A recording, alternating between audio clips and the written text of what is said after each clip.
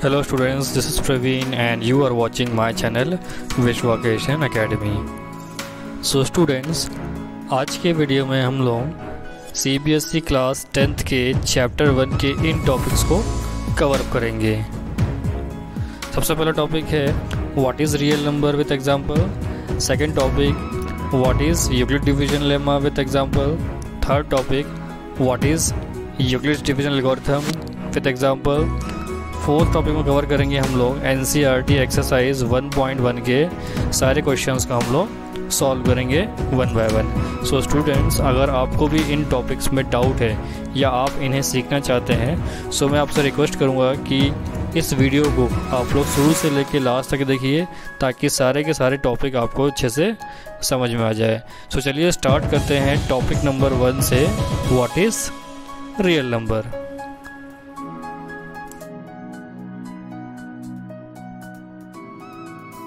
तो chapter start करने से पहले हम लोग जो रियल नंबर जो इसका मीनिंग दिया हुआ है, चैप्टर का नाम दिया हुआ है, इसका मतलब हम लोग समझेंगे कि रियल नंबर का मतलब क्या होता है। सो यहाँ पे रियल नंबर की डेफिनेशन लिखी हुई है, real numbers are the number which include both rational and irrational number. मतलब ऐसे नंबर जिनके अंदर में रैशनल नंबर और इरैशनल नंबर दोनों इंक्लूड हो जाए उसे कहते हैं रियल नंबर्स। यहाँ पे फिगर भी दिया हुआ है तो फिगर से आपको समझने में और आसानी होगी। यहाँ लिखा हुआ है, एक बॉक्स में लिखा हुआ है रियल नंबर, और रियल नंबर्स के अंदर में आ गए हैं आपके रैशनल नंबर और इरैशनल नंबर।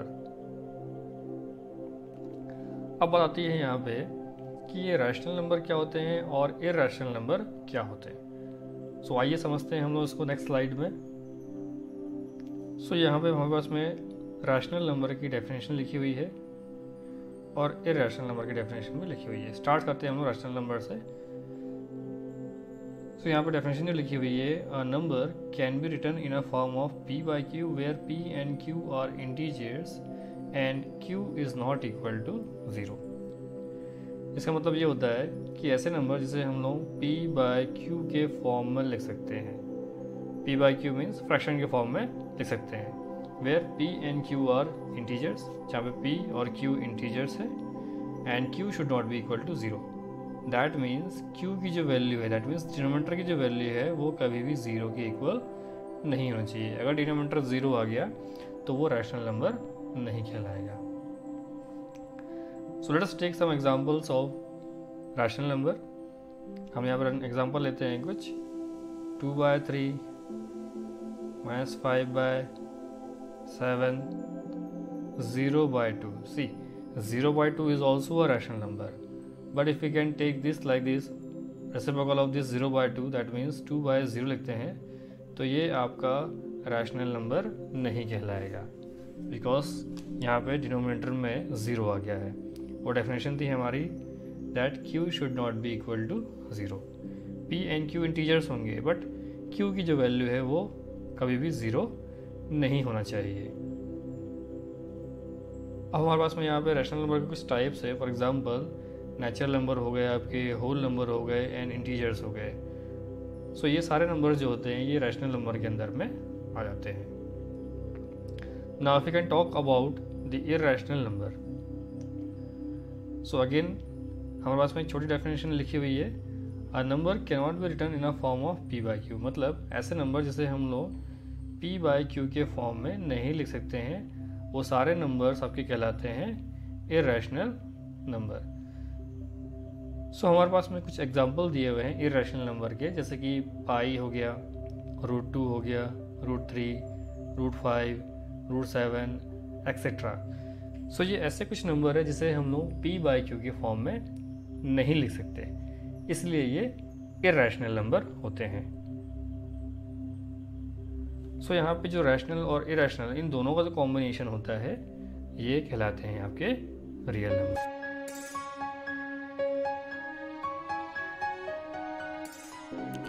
सो चलिए स्टार्ट करते हैं कॉन्सेप्ट। सो सबसे पहले हम लोग समझेंगे यूक्लिड डिवीजन लेमा, इसके नेम से कि इसका मतलब क्या होता है। सो यूक्लिड जो होता है एक साइंटिस्ट का नेम है। डिवीजन मतलब हम जो डिवाइड करते हैं दो नंबर को, जिस प्रोसेस को हम लोग बोलते हैं डिवीजन प्रोसेस, वही कहलाता है यहाँ पे डिवीजन। लेमा मतलब होता है, लेमा पहली बार सुन लोगे आप लोग, तो यहाँ लेमा का डेफिनेशन यहाँ पे लिखी हुई है। Lemma a proven statement used for proving another statement. एक ऐसी स्टेटमेंट होती है जिसका हम लोग यूज़ करके दूसरे स्टेटमेंट्स को प्रूव करते हैं। अब आगे बढ़ते हैं इस कॉन्सेप्ट को समझने के लिए। तो आगे स्टेटमेंट में लिखा हुआ है, if we divide two positive integers a and b। Suppose that हम लोग दो पॉजिटिव इंटीजर है जो कि वेरिएबल के फॉर्म में लिखा हुआ है यहाँ पे a एंड b। हम लोग यहाँ पे दो पॉजिटिव इंटीजर दिया है a एंड b। अगर हम लोग a को डिवाइड करते हैं b से, then what will get, we get a unique quotient q। मतलब हमारे पास में एक कोशेंट मिलेगा जिसको हमने q से रिप्रेजेंट किया है, और हमें एक रिमाइंडर मिलेगा जो कि हमें स्मॉल r से रिप्रेजेंट किया है। These are the only integers satisfying the condition a is equal to bq plus r।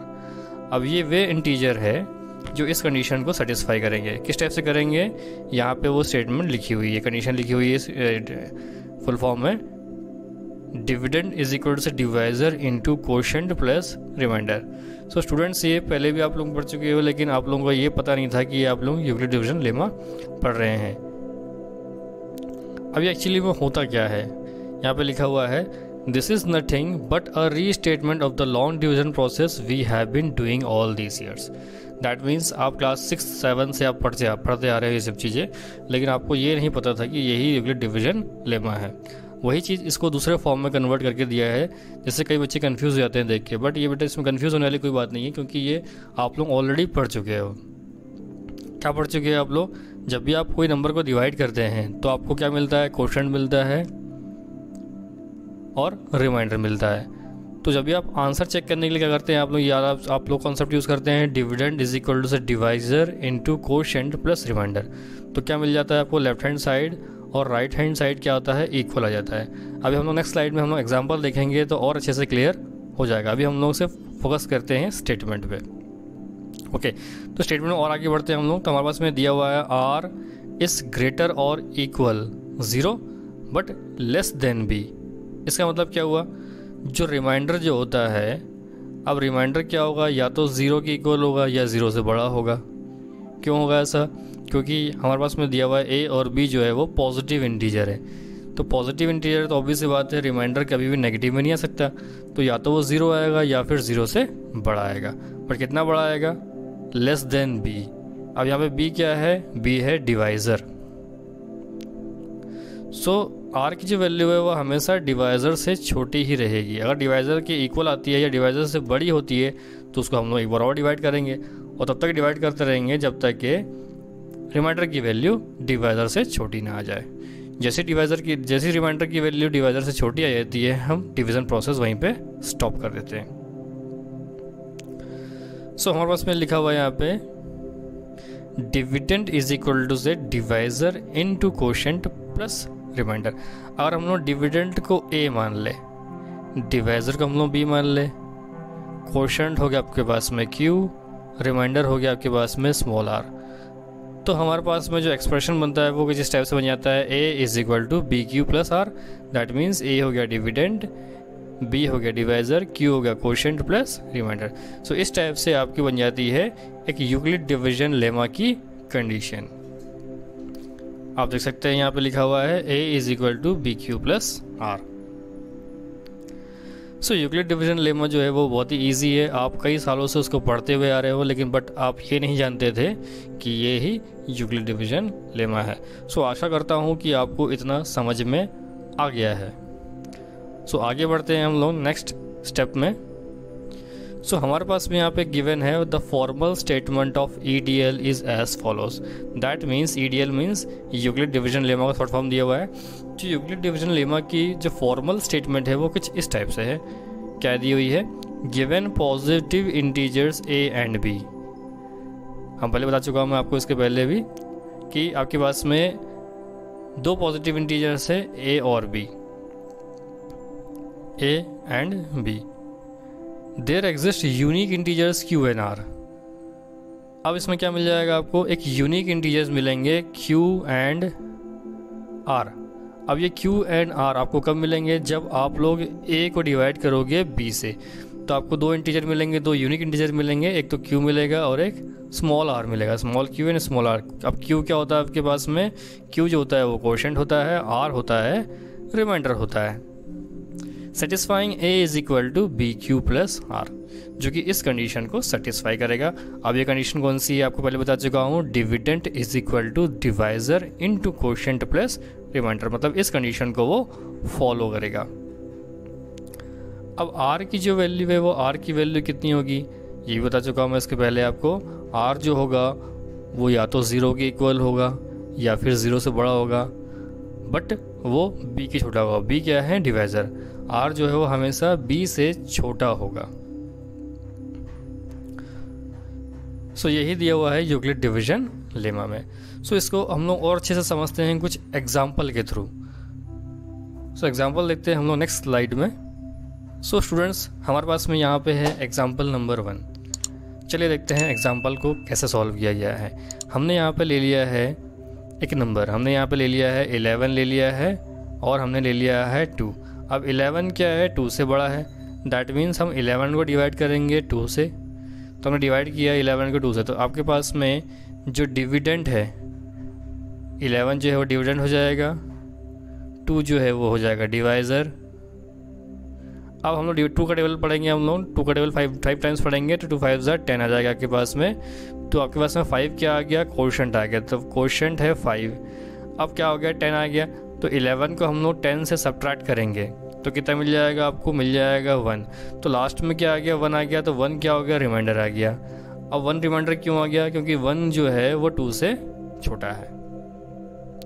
दैट मीन्स इसके आगे हम लोग उसको डिवाइड नहीं करवाएंगे, डिवाइड करेंगे लेकिन बट डेसिमल वैल्यू आ जाएगी, हमें डेसिमल वैल्यू नहीं चाहिए, इसलिए हम लोग इसके आगे डिवाइड नहीं करेंगे।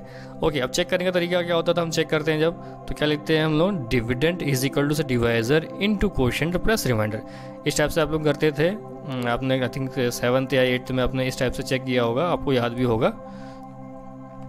जब चेक करते हैं तो हमें क्या मिलता है, लेफ्ट हैंड साइड और राइट हैंड साइड दोनों इक्वल मिल जाता है, मतलब आपका आंसर सही होता है। इस टाइप से चेक करने का तरीका होता था। एक्चुअली यही में यूक्लिड डिवीजन लेमा कहलाता है। इसी से स्टेटमेंट उसकी, इसी से कंडीशन जो है यूक्लिड डिवीजन लेमा की यहीं से बनी हुई है। तो जब हम लोग वैल्यू पुट करते हैं इसमें तो क्या मिल जाता है आपको, 11 इज इक्वल टू से 2 × 5 + 1। 2 क्या हो गया, डिवाइजर हो गया, 5 क्या हो गया, कोशेंट हो गया, और 1 क्या हो गया, रिमाइंडर हो गया। तो 2 × 5 हो जाएगा 10, 10 + 1 11।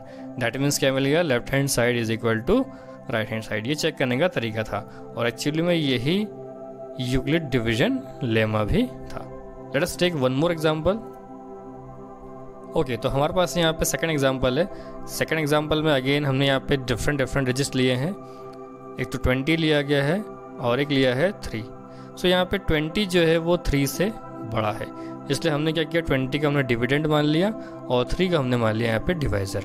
तो जब हम लोग 20 को डिवाइड करेंगे 3 से, तो देख सकते हैं आप लोग यहाँ पे डिविडेंड यहाँ पे हमने 20 लिया हुआ है, डिवाइज़र लिया है हमने यहाँ पे 3, कोशेंट लिया है हमने यहाँ पे 6, और जब इनको डिवाइड करने के लास्ट में जो वैल्यू आ रही है वो होगा रिमाइंडर हो गया। तो हमने जब 3 का टेबल 6 टाइम्स रीड किया, हमने कितना मिल गया आपको, 18 मिल गया। अब जब 20 का हम लोग 18 से डिवाइड करेंगे मिल जाएगा आपके पास में 2। अब देख सकते हैं आप लोग जो 2 जो है वो डिवाइज़र से छोटा आ गया, मतलब डिवाइज़र 3 था आपके पास में, तो 2 जो है डिवाइज़र से छोटा आ गया, मतलब 3 से छोटा आ गया। तो इसके बाद हम लोग डिवाइड नहीं करेंगे। तो डिवाइड नहीं करेंगे तो वही जो लास्ट वाली जो वैल्यू है वो कहलाएगी आपकी रिमाइंडर।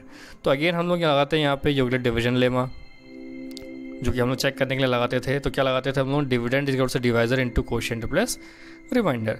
तो डिविडेंड आपके पास में है 20, डिवाइजर आया आपके पास में 3, कोशेंट 6, रिमाइंडर 2। हमने वैल्यू पुट करी। अब उसको सॉल्व कर रहे हैं तो 3 6 होता है आपके पास में 18 + 2 कर दिया तो मिल गया 20। तो left hand side equal to right hand side. That means ये कंडीशन जो है वो सेटिस्फाइड कर रही है यूक्लिड डिवीजन लेमा की। आई होप सो आपको यहाँ तक के क्लियर हो गया होगा। अगर क्लियर नहीं हुआ है तो मैं आपको एक और एग्जांपल देके समझाता हूँ। ओके स्टूडेंट्स, हमारे पास में एक और एग्जांपल है, third and last example for this concept. अब इसमें मैंने ऐसे डिजिट लिया हूँ जिसमें रिमाइंडर 0 आ जाए। तो मैंने 2 डिजिट लिए हैं, यहाँ पे 12 लिया हूँ मैंने और लिया है एक 3। तो यहाँ पे जो 12 है वो 3 से बड़ा है, इसलिए हमने 12 को डिविडेंड मान लिया और 3 को हमने मान लिया डिवाइज़र। अगर हम लोग 12 को 3 से डिवाइड करेंगे तो कितना आ जाएगा, 3 4 ज़ा 12, तो 12 माइनस 12 करेंगे 0 आ गया। तो आप देख सकते हैं यहाँ पे जो रिमाइंडर की वैल्यू आ गई है 3 आ गई, 0 आ गई है। तो मैंने बताया था आप लोगों को मैं कि रिमाइंडर जो है वो या तो 0 के इक्वल होगा या फिर 0 से बड़ा होगा, बट हमेशा डिवाइज़र से छोटा होगा, क्योंकि हमने यहाँ पे पॉजिटिव इंटीजर ले रहे हैं। तो पॉजिटिव इंटीजर ले रहे हैं तो नेगेटिव आने का सवाल ही नहीं उठता है। इसलिए आपका जो रिमाइंडर है वो हमेशा पॉजिटिव ही आएगा, या तो 0 आएगा या फिर 0 से बड़ा आएगा, but less than b, that means divisor से हमेशा छोटा आएगा। अब हमने अगेन सेम कंडीशन अप्लाई करी, dividing versus divisor into quotient plus remainder. तो डिवाइजर आपने पुट किया यहाँ पे 3, कोशेंट पुट किया हमने यहाँ पे 4, रिमाइंडर पुट किया हमने 0। तो 3 4 से कितना हो गया, 12 हो गया। That means left hand side equal to right hand side आ गई। तो हमने जो तीनों ही केसेस में हमने देखा तो हमें r क्या मिल रहा था, हमें r जो मिला वो 0 के इक्वल मिला या फिर 0 से बड़ा मिला, बट वो डिवाइज़र से छोटा मिला। मतलब r जो है वो इस प्रॉपर्टी को फॉलो कर रहा है, इस कंडीशन को फॉलो कर रहा है, r इज़ ग्रेटर और equal 0 but less than b। So Euclid division lemma क्या हो गया, वो कुछ इस टाइप से हो गया, a इज़ इक्वल टू से बी क्यू प्लस r। अब यहाँ पे a को हमने डिविडेंड मान लिया, b हो गया आपके पास में डिवाइज़र, q हो गया कोशेंट, r हो गया रिमाइंडर। सो कुछ इस टाइप से आपकी बन गई यूक्लिड्स डिवीजन लेमा।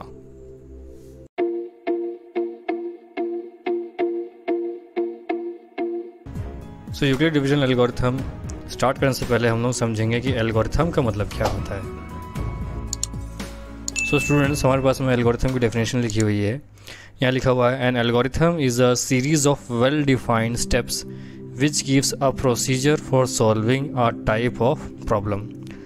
इसका मतलब ये होता है कि एल्गोरिथम जो किसी भी प्रॉब्लम को सॉल्व करने के लिए स्टेप बाय स्टेप्स इंस्ट्रक्शन दिया जाता है, जिसे हम लोग फॉलो करके उस प्रॉब्लम का सॉल्यूशन गेन कर लेते हैं। फॉर एग्ज़ाम्पल, अगर आपको चाय बनानी है, दैट मीन्स अगर आपकी मम्मी ने कहा कि बेटा जाओ चाय बनाओ, बट आपको चाय बनाती नहीं आती है, देन अगेन आप मम्मी के पास में जाओगे और पूछोगे मम्मी मुझे चाय बनाती नहीं आती है, मैं कैसे बनाऊँ। देन आपकी मम्मी क्या करेगी, आपको इंस्ट्रक्शन देगी, स्टेप बाय स्टेप सीक्वेंस में चाय बनाने का तरीका बताएंगी।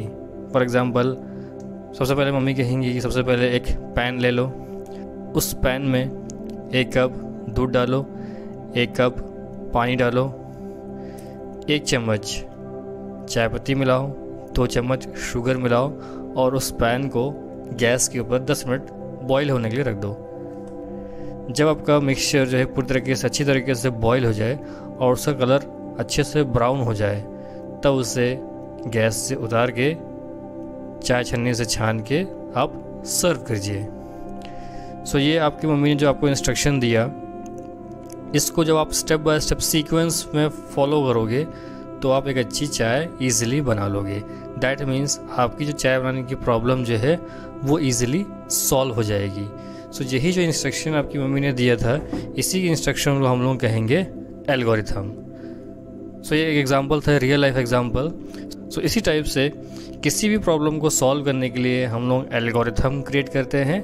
उस एल्गोरिथम को स्टेप बाय स्टेप फॉलो करके कोई भी पर्सन इस किसी भी स्पेसिफिक प्रॉब्लम को सॉल्व ईजिली कर सकता है। अब बारी आते हैं यहाँ पे यूक्लिड्स डिवीजन एल्गोरिथम। सो यहाँ पे जो यूक्लिड्स जो था मैथमेटिशियन, इनने एक डिवीजन एल्गोरिथम बनाया था, जिसको स्टेप बाय स्टेप फॉलो करके हम लोग किसी भी नंबर का, किसी भी 2 गिवन पॉजिटिव इंटीजर का हम लोग HCF ईजिली फाइंड आउट कर सकते हैं। सो हमारे पास में यहाँ पे लिखा हुआ है, what is Euclid's division algorithm. Euclid division algorithm is a technique to compute the highest common factor of 2 given positive integers. इसका मतलब ये हुआ कि यूक्लिड डिवीजन लेमा जो है एक टाइप की टेक्निक होती है जिससे हम लोग कोई भी 2 पॉजिटिव इंटीजर्स का HCF, that means highest common factor easily find out कर सकते हैं। The HCF of 2 positive integers a and b is the largest positive integer d that divides both a and b। मान लीजिए कि आपके पास में 2 पॉजिटिव इंटीजर्स है जिसे हमने वेरिएबल्स रिप्रेजेंट किया है a and b। अब ऐसा एक नंबर होगा एक लार्जेस्ट नंबर होगा जिस नंबर से ये दोनों नंबर a और b दोनों डिविजिबल हो जाए, उसको हम लोग यहाँ पे d से रिप्रेजेंट कर देंगे। तो ये जो d जो होगा ये a और b का हाईएस्ट कॉमन फैक्टर होगा, दैट मीन्स HCF होगा। अब HCF कैसे फाइंड आउट करेंगे हम देखेंगे अगले स्लाइड में। ओके स्टूडेंट्स, तो हमारे पास में यहाँ पे यूक्लिड डिवीजन एल्गोरिथम लिखा हुआ है। सो हम इसको स्टेप बाय स्टेप समझेंगे और नेक्स्ट स्लाइड में हम लोग एक एग्जांपल लेके अच्छे से समझेंगे कि इससे सॉल्व कैसे करते हैं। सबसे पहले हम उसका एल्गोरिथम को समझ लेते हैं। एल्गोरिथम क्या दिया हुआ है इसमें, to obtain the HCF of two positive integers से C and D with C is greater than D, follow these steps below। अब HCF फाइंड करने के लिए आपको करना क्या पड़ेगा, आपको दो पॉजिटिव इंटीजर चाहिए होंगे। हमने उसको यहाँ पे C और D मान लिया गया है, यहाँ पे हमने वेरिएबल के फॉर्म में ले लिया है। नेक्स्ट स्लाइड में हम लोग एग्जाम्पल के फॉर्म में हम नंबर लेके और अच्छे से डिटेल में समझेंगे कि कैसे निकालते हैं हम लोग दो नंबर का, दो इंटीजर का HCF। अभी सिर्फ हम लोग स्टेटमेंट को समझ रहे हैं यूक्लिड डिवीजन एल्गोरिथम की। सो मान लीजिए आपके पास में दो इंटीजर्स है, दो पॉजिटिव इंटीजर है, हमने उसको C और D मान लिया। Where C is greater than D, मान लीजिए कि C यहाँ पे D से बड़ा है। ऑब्वियस सी बात है, दो इंटीजर है तो एक बड़ा होगा और एक छोटा होगा, तो हमने इस केस में हमने मान लिया कि C बड़ा है और D छोटा है। अब हमें स्टेप बाय स्टेप फॉलो करना पड़ेगा यूक्लिड डिवीजन एल्गोरिथम का, जिससे हमें HCF मिल जाएगा। सो स्टेप 1 में लिखा हुआ है apply Euclid division lemma to C and D, that means हमें यहाँ पे यूक्लिड डिवीजन लेमा को अप्लाई करना पड़ेगा। अब आपको नहीं पता है यूक्लिड डिवीजन लेमा क्या होता है, सो मैं ऑलरेडी एक्सप्लेन कर चुका हूँ, ऑलरेडी वीडियो बना चुका हूँ, आप मेरा वाला वीडियो देख सकते हैं तो आपको समझ में आ जाएगा अच्छे से कि यूक्लिड डिवीजन लेमा क्या होता है। सो मैं आपसे रिक्वेस्ट करूँगा कि पहले आप यूक्लिड डिवीजन लेमा वाला वीडियो देख लीजिए, उसके बाद ये वीडियो देखिए, तो आपको दोनों वीडियो अच्छे से समझ में आ जाएगा, कॉन्सेप्ट सब क्लियर हो जाएगा, आपको यूक्लिड डिवीजन लेमा भी क्लियर हो जाएगा और यूक्लिड डिवीजन एल्गोरिथम भी क्लियर हो जाएगा। सो फर्स्ट स्टेप में करना है हमें apply Euclid division lemma to C and D, that means हमें C और D पे यूक्लिड डिवीजन अप्लाई करना है। So we find the whole number Q and R। अब हम लोग यहाँ पे यूक्लिड डिवीजन लेमा अप्लाई करेंगे तो हमें दो होल नंबर मिलेंगे, एक तो Q मिलेगा दैट मीन्स क्वोशेंट मिलेगा और दूसरा मिलेगा remainder, such that C is equal to से DQ प्लस R। C जो हो जाएगा आपके पास में हो जाएगा डिविडेंड इज इक्वल टू से divisor into quotient plus remainder, that is जो हम लोग ऑलरेडी पढ़ चुके हैं यूक्लिड डिवीजन लेमा में। जहाँ पे R जो होता है, R की वैल्यू या तो 0 की इक्वल होगी, दैट मीन्स रिमाइंडर या तो 0 की इक्वल होगा या फिर 0 से बड़ा होगा, बट वो हमेशा डिवाइजर से छोटा होगा। अब नेक्स्ट स्टेप में बढ़ते हैं। इफ़ रिमाइंडर इज़ 0, अगर फर्स्ट स्टेप में रिमाइंडर 0 आ गया है तो आपके पास में जो D है, दैट मीन्स जो डिवाइजर है वही HCF कहलाएगा C और D का। If R is not equal to 0, अगर R की वैल्यू 0 नहीं है देन क्या करना पड़ेगा हमें, apply the division lemma to D and R। दैट मीन्स अगर रेडियस 0 नहीं है तो हम लोगों को एक और बार यूक्लिड डिवीजन लेमा अप्लाई करना पड़ेगा, किस किस पे, D पे और R पे। और वो कैसे अप्लाई करेंगे हम लोग एक एग्जांपल देंगे नेक्स्ट स्लाइड में, उसमें समझेंगे हम लोग। अभी सिर्फ हम लोग स्टेटमेंट को क्लियर कर रहे हैं। ओके, अब थर्ड स्टेप की बारी आती है। थर्ड स्टेप में करना क्या है, हमें continue the process till the remainder is 0। अब हमें ये प्रोसेस रिपीट करते रहनी, लगातार रिपीट करते रहनी। कब तक करते रहनी रिपीट सर हमको, जब तक ये रिमाइंडर 0 ना जाए। Okay, the divisor at this stage will be the required HCF। अब जैसे ही हमारे पास में रिमाइंडर इक्वल टू 0 आ जाता है तो उस केस में या उसी स्टेप में आपके पास में जो डिवाइजर की वैल्यू रहेगी वही कहलाएगा HCF, that means highest common factor. So students, उम्मीद करता हूँ कि यहाँ तक कि आपको क्लियर हो चुका है। अब बढ़ते हैं हम लोग एग्जाम्पल की ओर, जिससे आपको और अच्छी क्लैरिटी मिल जाएगी यूक्लिड डिवीजन एल्गोरिथम की। तो स्टूडेंट्स, हमारे पास में है यहाँ पे एग्जाम्पल नंबर 1। इसमें दिया हुआ है use Euclid division algorithm to find the HCF of 455 and 42। दैट मीन्स हमें 455 और 42 इन दो पॉजिटिव इंटीजर्स का हमें HCF फाइंड करना है यूक्लिड डिवीजन एल्गोरिथम का यूज़ करते हैं। सो सबसे पहले हमें चेक करना पड़ेगा कि इन दोनों में से बड़ा कौन सा है। सो जैसे कि देख के समझ में आ रहा है कि 455 जो है वो 42 से बड़ा है, तो हमने लिखा है यहाँ पे हेयर 455 इज़ ग्रेटर देन 42। अब इसमें पहला स्टेप क्या होता है, हम लोग 455 को यहाँ पे देखो हम लिखा है यहाँ पे we take a is equal to 455 and b is equal to 42। अब a दैट मीन्स हो गया डिविडेंड और b दैट मीन्स डिवाइज़र। तो हमने यहाँ पे 455 को डिविडेंड मान लिया और 42 को हमने मान लिया यहाँ पे डिवाइज़र। अब हम लोग यहाँ अप्लाई करेंगे यहाँ पे डिवीज़न प्रोसेस। सो जैसे कि आपको अच्छे से आता है डिवाइड करते हुए, हम लिखेंगे 42 10 420 होता है। अब 420 जो है 455 से छोटा है, तो सब्ट्रैक्ट करेंगे इनको हम लोग। सब्ट्रैक्ट करने में मिल जाएगा आपको यहाँ पे 35 मिल गया। दैट मीन्स रिमाइंडर जो है वो 0 नहीं आया है। तो हम उसको लेमा के फॉर्म में लिख देंगे इस टाइप से, डिविडेंड इज इक्वल टू से divisor into quotient plus remainder. तो डिविडेंड था इस केस में फर्स्ट स्टेप में था आपके पास में 455, डिवाइज़र था 42, कोशेंट आया आपके पास में 10 और रिमाइंडर आपके पास में 35। अब चेक करेंगे रिमाइंडर तो 0 नहीं आया आपके पास में। जब रिमाइंडर 0 नहीं आया है तो क्या करेंगे हम लोग, इस प्रोसेस को हम लोग एक बार और रिपीट करेंगे। बट रिपीट कैसे करेंगे, थोड़ा अलग टाइप से रिपीट करना पड़ेगा हमें। जो 35 जो है 35 बन जाएगा आपको, जो रिमाइंडर जो आया था ये बन जाएगा आपका नया डिवाइज़र बन जाएगा, और 42 डैट मीन जो पुराना डिवाइज़र था ये बन जाएगा डिविडेंड। तो देखिए इसके बाजू मैंने यहाँ पे डिविडेंड लिख दिया हूँ 42 लिख दिया यहाँ पे, और 35 आपके पास में जो रिमाइंडर था ये बन गया आपके पास में डिवाइज़र। तो हमने अप्लाई किया 35 बन जाए 35, तो 35 आ गया आपके पास में, क्योंकि 35 से जब बड़ा सेकंड टाइम लेंगे तो 42 से बड़ा आ जाएगा, इसलिए 1 ही टाइम लेंगे, क्वेश्चन आपके पास में 1 ही आएगा। अब 42 से हमने 35 को सब्ट्रैक्ट किया तो हमें मिल गया यहाँ पे 7 मिल गया। अगेन इस केस में भी जो रिमाइंडर है वो 0 हमें नहीं मिला, तो हमने क्या किया, अगेन उसका लेमा के फॉर्म में अप्लाई कर दिया। हम लिख दिया यहाँ पे dividend that is 42, divisor that is 35, quotient आया था आपके पास में 1, रिमाइंडर था आपके पास में 7। इस केस में ब्रैकेट में लिखा है यहाँ पे remainder is not equal to 0। अब हमने यूक्लिड डिवीजन एल्गोरिथम में पढ़ा था कि जब तक ये रिमाइंडर 0 नहीं आ जाए तब तक ये हम लोग यूक्लिड डिवीजन लेमा को अप्लाई करते जाएंगे। कब तक करते रहेंगे, जब तक कि आपके पास में रिमाइंडर 0 ना आ जाए। तो हम लोग एक स्टेप और करेंगे इसको। अब इस केस में अगेन जो 7 जो रिमाइंडर जो आया 7 ये बन जाएगा आपके पास में नया डिवाइज़र, और जो पुराना डिवाइज़र क्या था आपके पास में 35 था, तो 35 बन जाएगा नया डिविडेंड। तो हमने देखिए यहाँ पे डिविडेंड के फॉर्म में लिख दिया, उसको हमने प्लेस में लिख दिया 35 और यहाँ लिख दिया हमने 7। सो हमको पता है यहाँ पे 7 5 से 35 होता है, तो क्वेश्चन आ गया आपके पास में 5 और यहाँ नीचे लिख दिया 35। वो सब्ट्रैक्ट करेंगे तो मिल जाएगा आपको 0। अब इस केस में लास्ट में क्या आ गया आपके पास में 0 आ गया।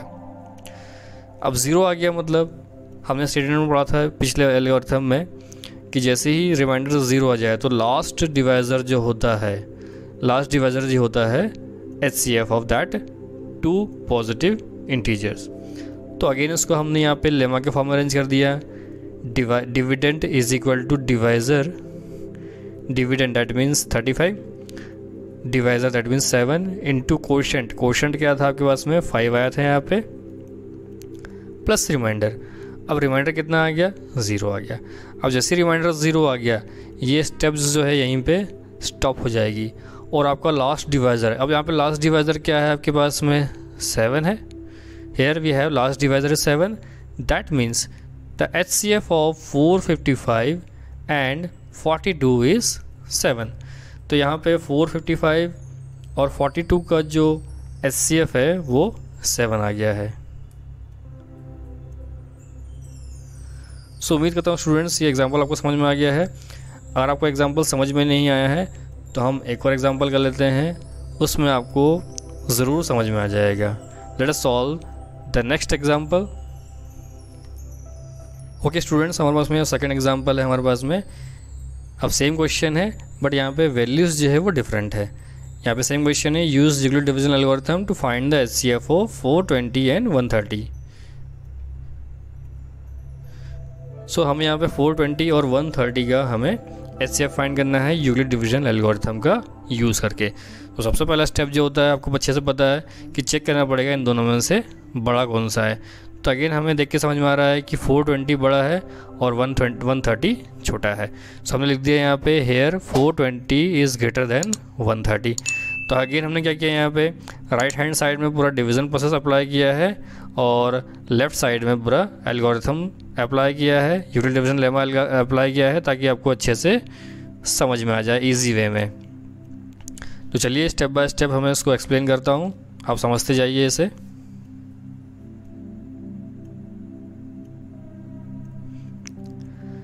सबसे पहले हमने लिख लिया यहाँ पे लेट ए, दैट इज़ हमने डिवीजन मान लिया 420 को, और बी दैट इज़ जो छोटी वैल्यू जो थी 130 उसको हमने मान लिया डिवाइज़र। अब हमने क्या किया, यहाँ पे लॉन्ग डिवीज़न मेथड अप्लाई किया।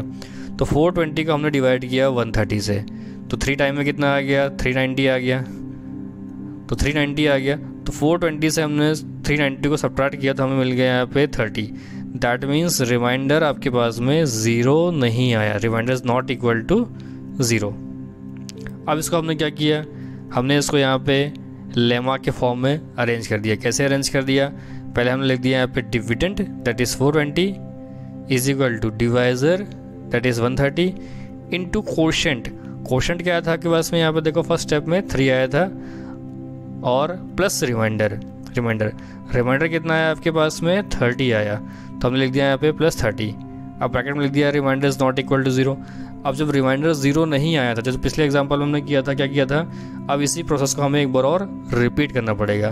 बट इसमें थोड़ा सा चेंजेस क्या आएगा, जो रिमाइंडर था ये बन जाएगा आपका डिवाइज़र, और जो पुराना जो डिवाइज़र था 130 वो बन जाएगा आपका नया डिविडेंड। ठीक है, तो हम यहाँ पे 30 और 130 इनमें हम लोग अप्लाई करेंगे यहाँ पे डिवीजन लेमा। ओके, तो अप्लाई करते हैं, तो 34 जो है कितना आएगा, 120 आ गया। अगेन 130 जो है 120 छोटा है, सब्ट्रैक्ट करेंगे उसको, मिल जाएगा आपके पास में 10। अगेन यहाँ पे देखिए, आप देख सकते हैं रिमाइंडर जो है 0 नहीं आया है। तो हमने क्या किया, अगेन उसको लेमा के फॉर्म में अरेंज कर दिया। कैसे अरेंज किया, हम लिख दिया यहाँ पे डिविडेंड दैट इज़ 130 इस केस में था, इज इक्वल टू डिवाइज़र जो कि 30 था, इंटू कोशेंट क्या आया था आपके पास में, 4 आया था, प्लस रिमाइंडर कितना आया, 10 आएगा। रिमाइंडर मिल गया आपको यहाँ पे 10। अब यहाँ पे ब्रैकेट में अगेन लिखा हुआ है remainder is not equal to 0। अब जब तक ये रिमाइंडर 0 नहीं आएगा तब तक हम इस स्टेप को, इस प्रोसेस को हम रिपीट करते जाएंगे। अब एक बार इसको हम और रिपीट करेंगे। अब क्या होगा, अगेन सेम प्रोसेस रिपीट करेंगे। जो आपका रिमाइंडर जो आया था ये बन जाएगा नया डिवाइज़र बन जाएगा, और जो आपका पुराना डिवाइज़र था वो बन जाएगा आपका नया डिविडेंड, दैट इज़ 30 बन जाएगा आपका नया डिविडेंड, और आपका जो रिमाइंडर आया था 10 ये बन गया आपका डिवाइज़र। तो अगेन डिवाइड किया आपने, 30 को डिवाइड किया 10 से, तो 10 3 हमको पता है 30 होता है। तो हमने लिखा यहाँ पे क्वोशंट आया 3, हमने लिख दिया यहाँ पे 30। अब 30 को 30 से सब्ट्रैक्ट करेंगे, मिल जाएगा आपको 0। अब यहाँ पे देख सकते हैं आप लोग क्लियरली कि रिमाइंडर 0 आ गया।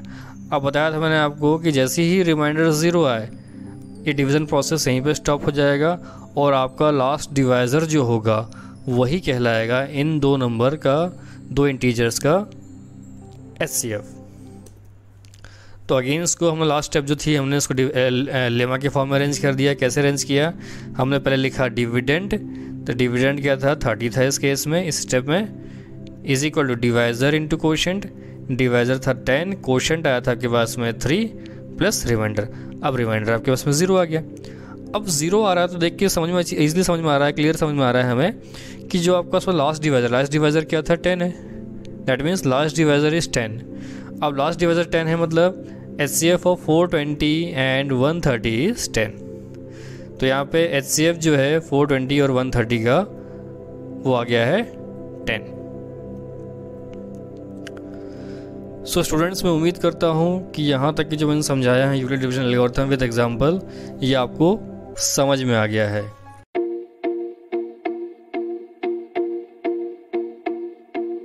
एक्सरसाइज 1.1 का question number 1। So question number 1 में क्या दिया हुआ है, let us read the question. यहाँ लिखा हुआ है use Euclid's division algorithm to find the HCF of 135 and 225। इस क्वेश्चन में हमें करना क्या है, हमें यूक्लिड्स डिवीजन एल्गोरिथम का यूज़ करके हमें HCF फाइंड करना है 135 और 225 का। सो सबसे पहले आपके इसमें जो क्वेश्चन दिया हुआ है इनको चेक करना पड़ेगा कि इन दोनों में से बड़ा कौन सा है। दैट इज़ 135 दिया हुआ है और 225 दिया हुआ है। सबसे पहले हम लोग चेक करेंगे इनमें से बड़ा कौन सा है। तो देखिए हमें समझ में आ रहा है that is 225 is greater then 135। यहाँ लिखा हुआ है 225 इज़ ग्रेटर देन 135। यहाँ पे ग्रेटर दिया हुआ है, तो हम लोग क्या करेंगे, इस 225 को हम लोग मान लेंगे डिविडेंड और 135 को हम लोग मान लेंगे यहाँ पे डिवाइज़र, और इनको करेंगे हम लोग यहाँ पे डिवाइड। तो आप लोग देख सकते हैं अच्छे से स्क्रीन में कि राइट हैंड साइड में पूरा डिवीजन प्रोसेस दिया हुआ है और लेफ्ट हैंड साइड में पूरा लेमा के फॉर्म में दिया हुआ है। तो हम लोग स्टेप बाय स्टेप समझते चलेंगे। सबसे पहले हम लोग 225 को डिवाइड करेंगे 135 से। तो हमने डिवाइड किया 225 को 135 से, तो 1 टाइम आएगा यहाँ पे क्वोशिएंट मिलेगा आपको, मिल जाएगा यहाँ पे 135। जब 225 को हम लोग 135 से सब्ट्रैक्ट करेंगे तो हमें मिल जाएगा यहाँ पे 90। अब आप लोग देख सकते हैं यहाँ पे जो 190 जो है वो 135 से 90 जो है जो कि 135 से छोटा आ गया। दैट मीन्स इसके आगे डिवीज़न नहीं होगा, तो हम लोग उसको डिवीज़न के हम इसको लेमा के फॉर्म में लिख देते हैं। हम इस स्टेप को लेमा के फॉर्म में लिख देते हैं। तो यहाँ पे आपके पास में डिवाइज़र जो है 135 है, डिविडेंड है 225, क्वोशिएंट है आपके पास में 1 और रिमाइंडर आपके पास में 90। तो हम उसको लेमा के फॉर्म में कैसे लिखते हैं आपको अच्छे से पता है। अब लिखते हैं हम उस टाइप से लिखते हैं डिविडेंड इज इक्वल टू से divisor into quotient plus remainder. तो देख लीजिए हमने यहाँ लिख लिया है by applying Euclid division algorithm we get, क्या मिल जाएगा हमें। पहले हमने लिखा है यहाँ पे डिविडेंड। डिविडेंड क्या था आपके पास में, पहले स्टेप में 225 था, उसके बाद डिवाइज़र क्या था आपके पास में 135, क्वोशिएंट था आपके पास में 1 और रिमाइंडर आपके पास में आया था 90। तो हमने लिख दिया यहाँ पे डिविडेंड इज इक्वल टू से divisor into quotient plus remainder. अब देख सकते हैं आपने फर्स्ट स्टेप में आपके पास में रिमाइंडर जो है 0 नहीं आया है। तो क्या करेंगे हम लोग उसको और अगले स्टेप की ओर बढ़ेंगे, हम लोग एक स्टेप और करेंगे सॉल्व इसको। कब तक करते रहेंगे, जब तक कि आपको रिमाइंडर 0 ना मिल जाए तब तक कि आप इसको ऐसे ही स्टेप बाय स्टेप सॉल्व करते जाएंगे। अब देखिए अगले स्टेप में करना क्या है, थोड़ा सा चेंजेस करना है आपको।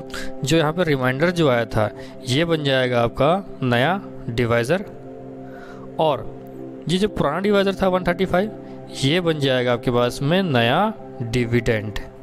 देखिए ब्रैकेट के अंदर लिखा हुआ है 135, यहाँ पे लिखा हुआ है 90। तो हम लोग 135 को डिवाइड करेंगे 90 से, तो हमको पता है 90 बन 90 ही होता है, तो मैं यहाँ लिखा 90।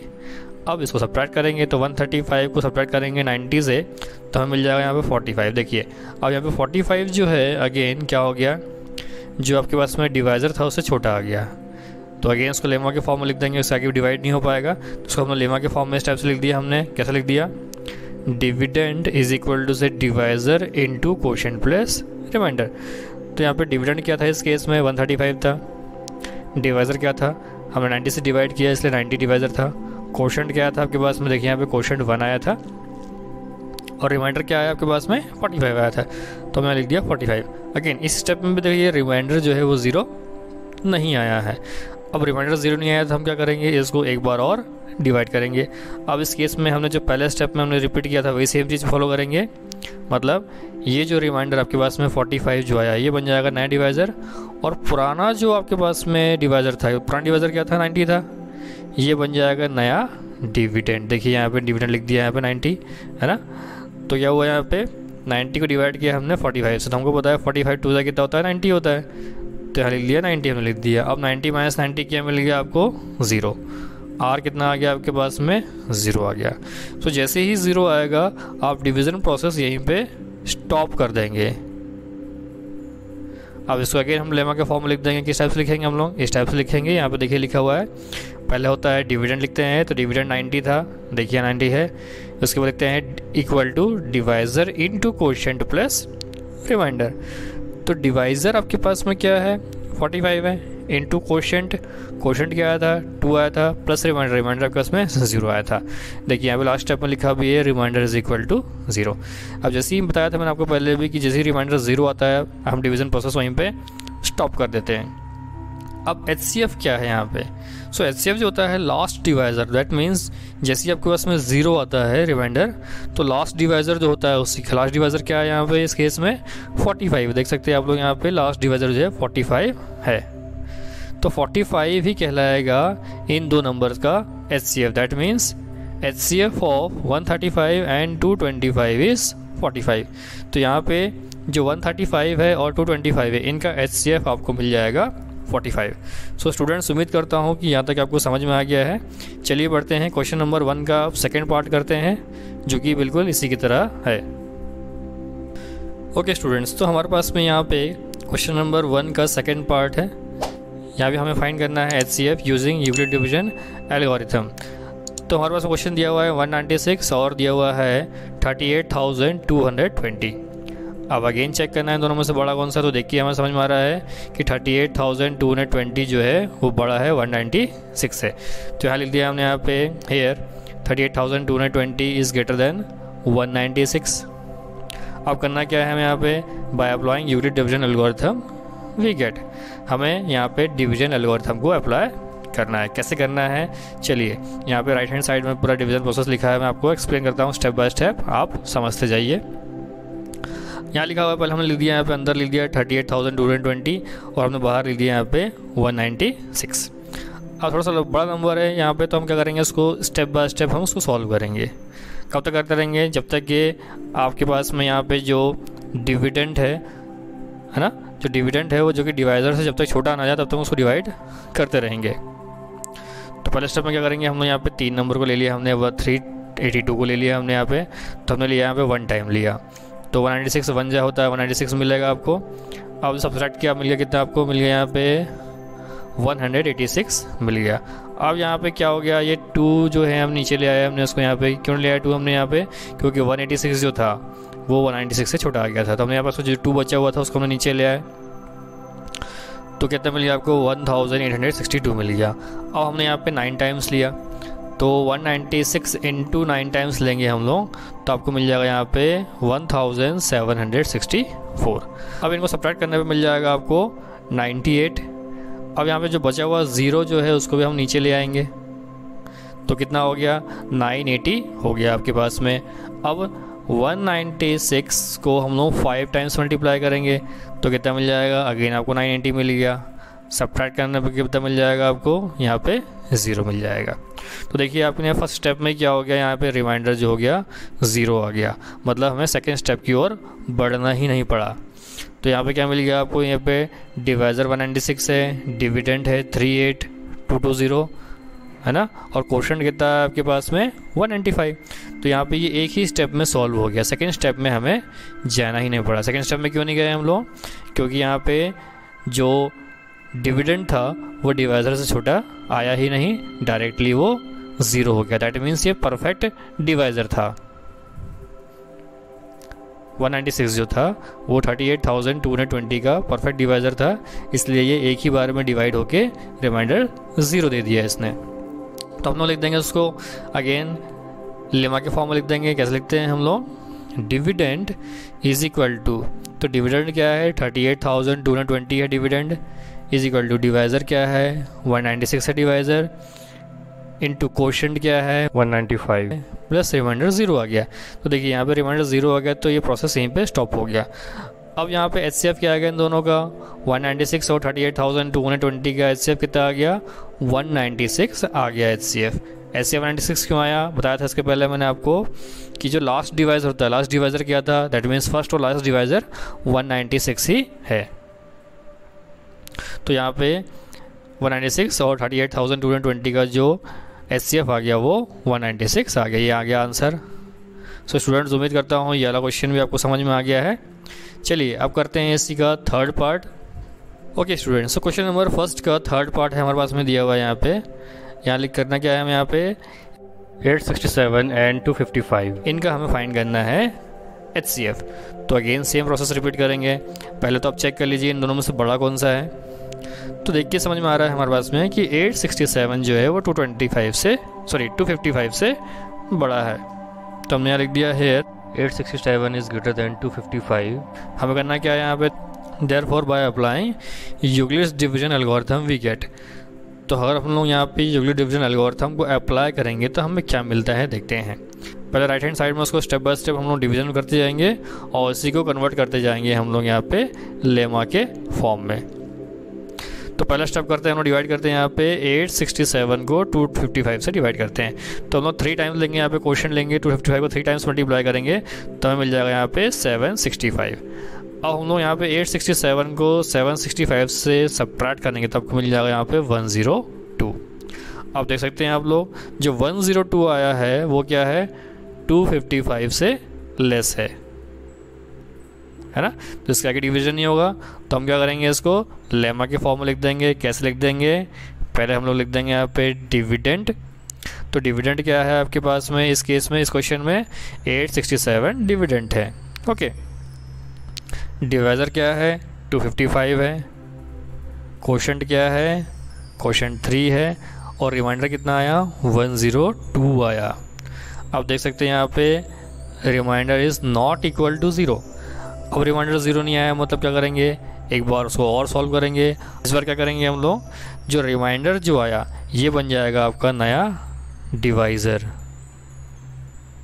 ओके, और जो पुराना डिवाइज़र था 255 ये बन जाएगा नया डिविडेंड।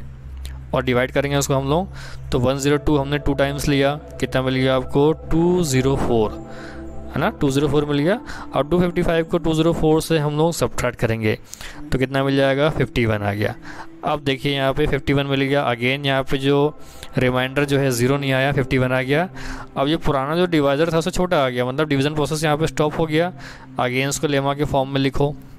कैसे लिखते हैं हम लोग, अच्छे से पता है आप लोगों को। पहले डिविडेंड लिखते हैं, है ना। तो डिविडेंड क्या था इस केस में, 255 था, is equal to divisor that is 102 into quotient. Quotient क्या आया था इस केस में, 2 आया था, प्लस रिमाइंडर। अब रिमाइंडर कितना आया, 51 आ गया। आप देख सकते हैं आप लोग यहाँ भी आपको रिमाइंडर 0 नहीं मिला है। अब जब तक कि हम लोग सॉल्व तब तक करते रहेंगे जब तक कि आपको रिमाइंडर 0 ना मिल जाए। तो उसको हम लोग एक बार और सॉल्व करेंगे। अब इस बार क्या करेंगे, अगेन जो रिमाइंडर मिला है आपको वो बन जाएगा आपका नया डिवाइज़र। और जो पुराना डिवाइज़र था क्या था, पुराना डिवाइज़र 102 था, ये बन जाएगा नया डिविडेंड। अब सॉल्व करते हैं इसको। तो हम लिखा है यहाँ पे 102 को डिवाइड करेंगे 51 से। तो हमको पता है 51 मल्टीप्लाई बाय 2 होता है 102। तो हमने लिख दिया यहाँ पे 102। अब सब्ट्रैक्ट करने पे कितना मिल गया आपको, यहाँ मिल गया 0। अब देख सकते हैं आप लोग यहाँ रिमाइंडर जो है वो 0 मिल गया है, मतलब ये प्रोसेस क्या होगी, यहीं पे स्टॉप हो गई। ओके, तो स्टॉप हो गई। इसको अगेन हम लेमा के फॉर्म में लिख लेते हैं। तो लेमा के फॉर्म में इस टाइप से लिखा हमने, कैसे लिख दिया, डिविडेंड पहले लिखा हमने यहाँ पे डिविडेंड। तो डिविडेंड कितना था आपके पास इस स्टेप में, आपके पास में था 102 इज इक्वल टू डिवाइज़र।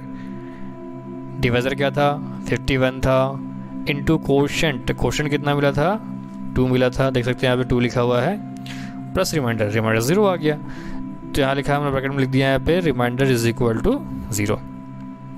अब देखिए यहाँ पे 3 स्टेप में क्या हो गया, आपको यहाँ पे रिमाइंडर 0 मिल गया। अब लास्ट वाला डिवाइज़र कितना है, लास्ट वाला डिवाइज़र आपके पास में 51 है। दैट मीन्स आपके पास जो 867 एंड 255 है, इन दोनों का जो HCF है that means highest common factor जो है वो कितना है, 51 है। तो यहाँ लिखा है लास्ट में हमने स्टेटमेंट लिख देंगे, hence the HCF of 867 and 255 is 51। So 51 is your answer.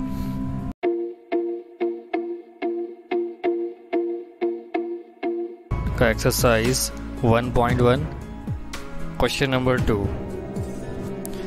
So question number 2 में क्या दिया है, let's read the question. Question में दिया हुआ है, show that any positive odd integer is of the form 6q + 1 और 6q + 3 और 6q + 5 where q is some integer.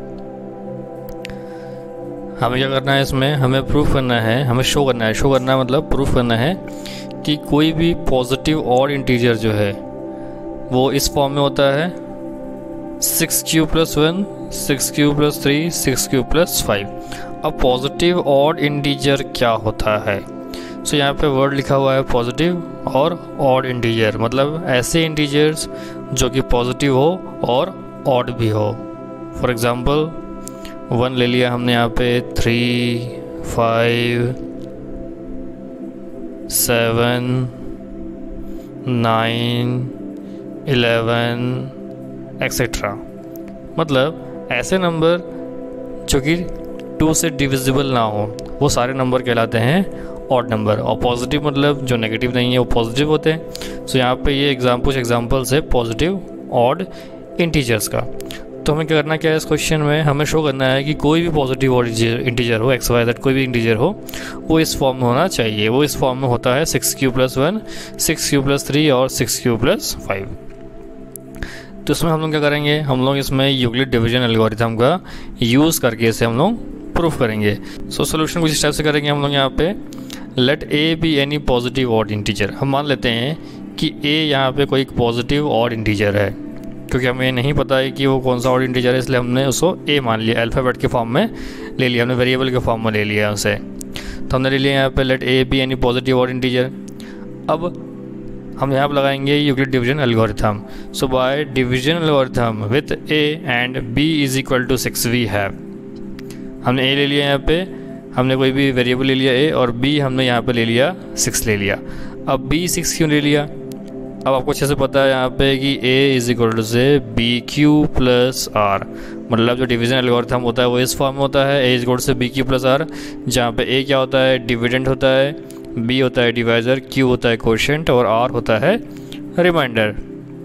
तो हमने यहाँ पे b को 6 मान लिया, 6q मान लिया। देख सकते हैं क्वेश्चन में, देख सकते हैं आप लोग यहाँ पे लिखा हुआ है 6q + 1। अगर हम लोग कंपेयर करेंगे उसको यूक्लिड डिवीजन एल्गोरिथम से, तो देखिए a कितना होता है, BQ + R होता है। अब इसको कंपेयर कीजिए आप लोग यहाँ पे 6q + 1, 6q + 3, 6q + 5, और यहाँ देखिए BQ + R।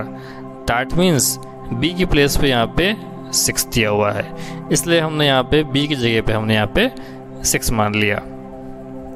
ओके, तो आगे बढ़ते हैं। तो आपकी जो कुछ इक्वेशन जो इस टाइप से बन जाएगी, a इज इक्वल टू से 6q + R। दैट मीन्स b की हमने प्लेस में पुट कर दिया यहाँ पे 6, क्योंकि b को हमने यहाँ पे 6 एज्यूम कर लिया था। Now where q is quotient, जहाँ पे q कोशेंट है और r जो है रिमाइंडर है। अब यहाँ पे रिमाइंडर की जो वैल्यू है वो 0 से लेके 5 तक के देख सकते हैं आप लोग, 0, 1, 2, 3, 4, 5।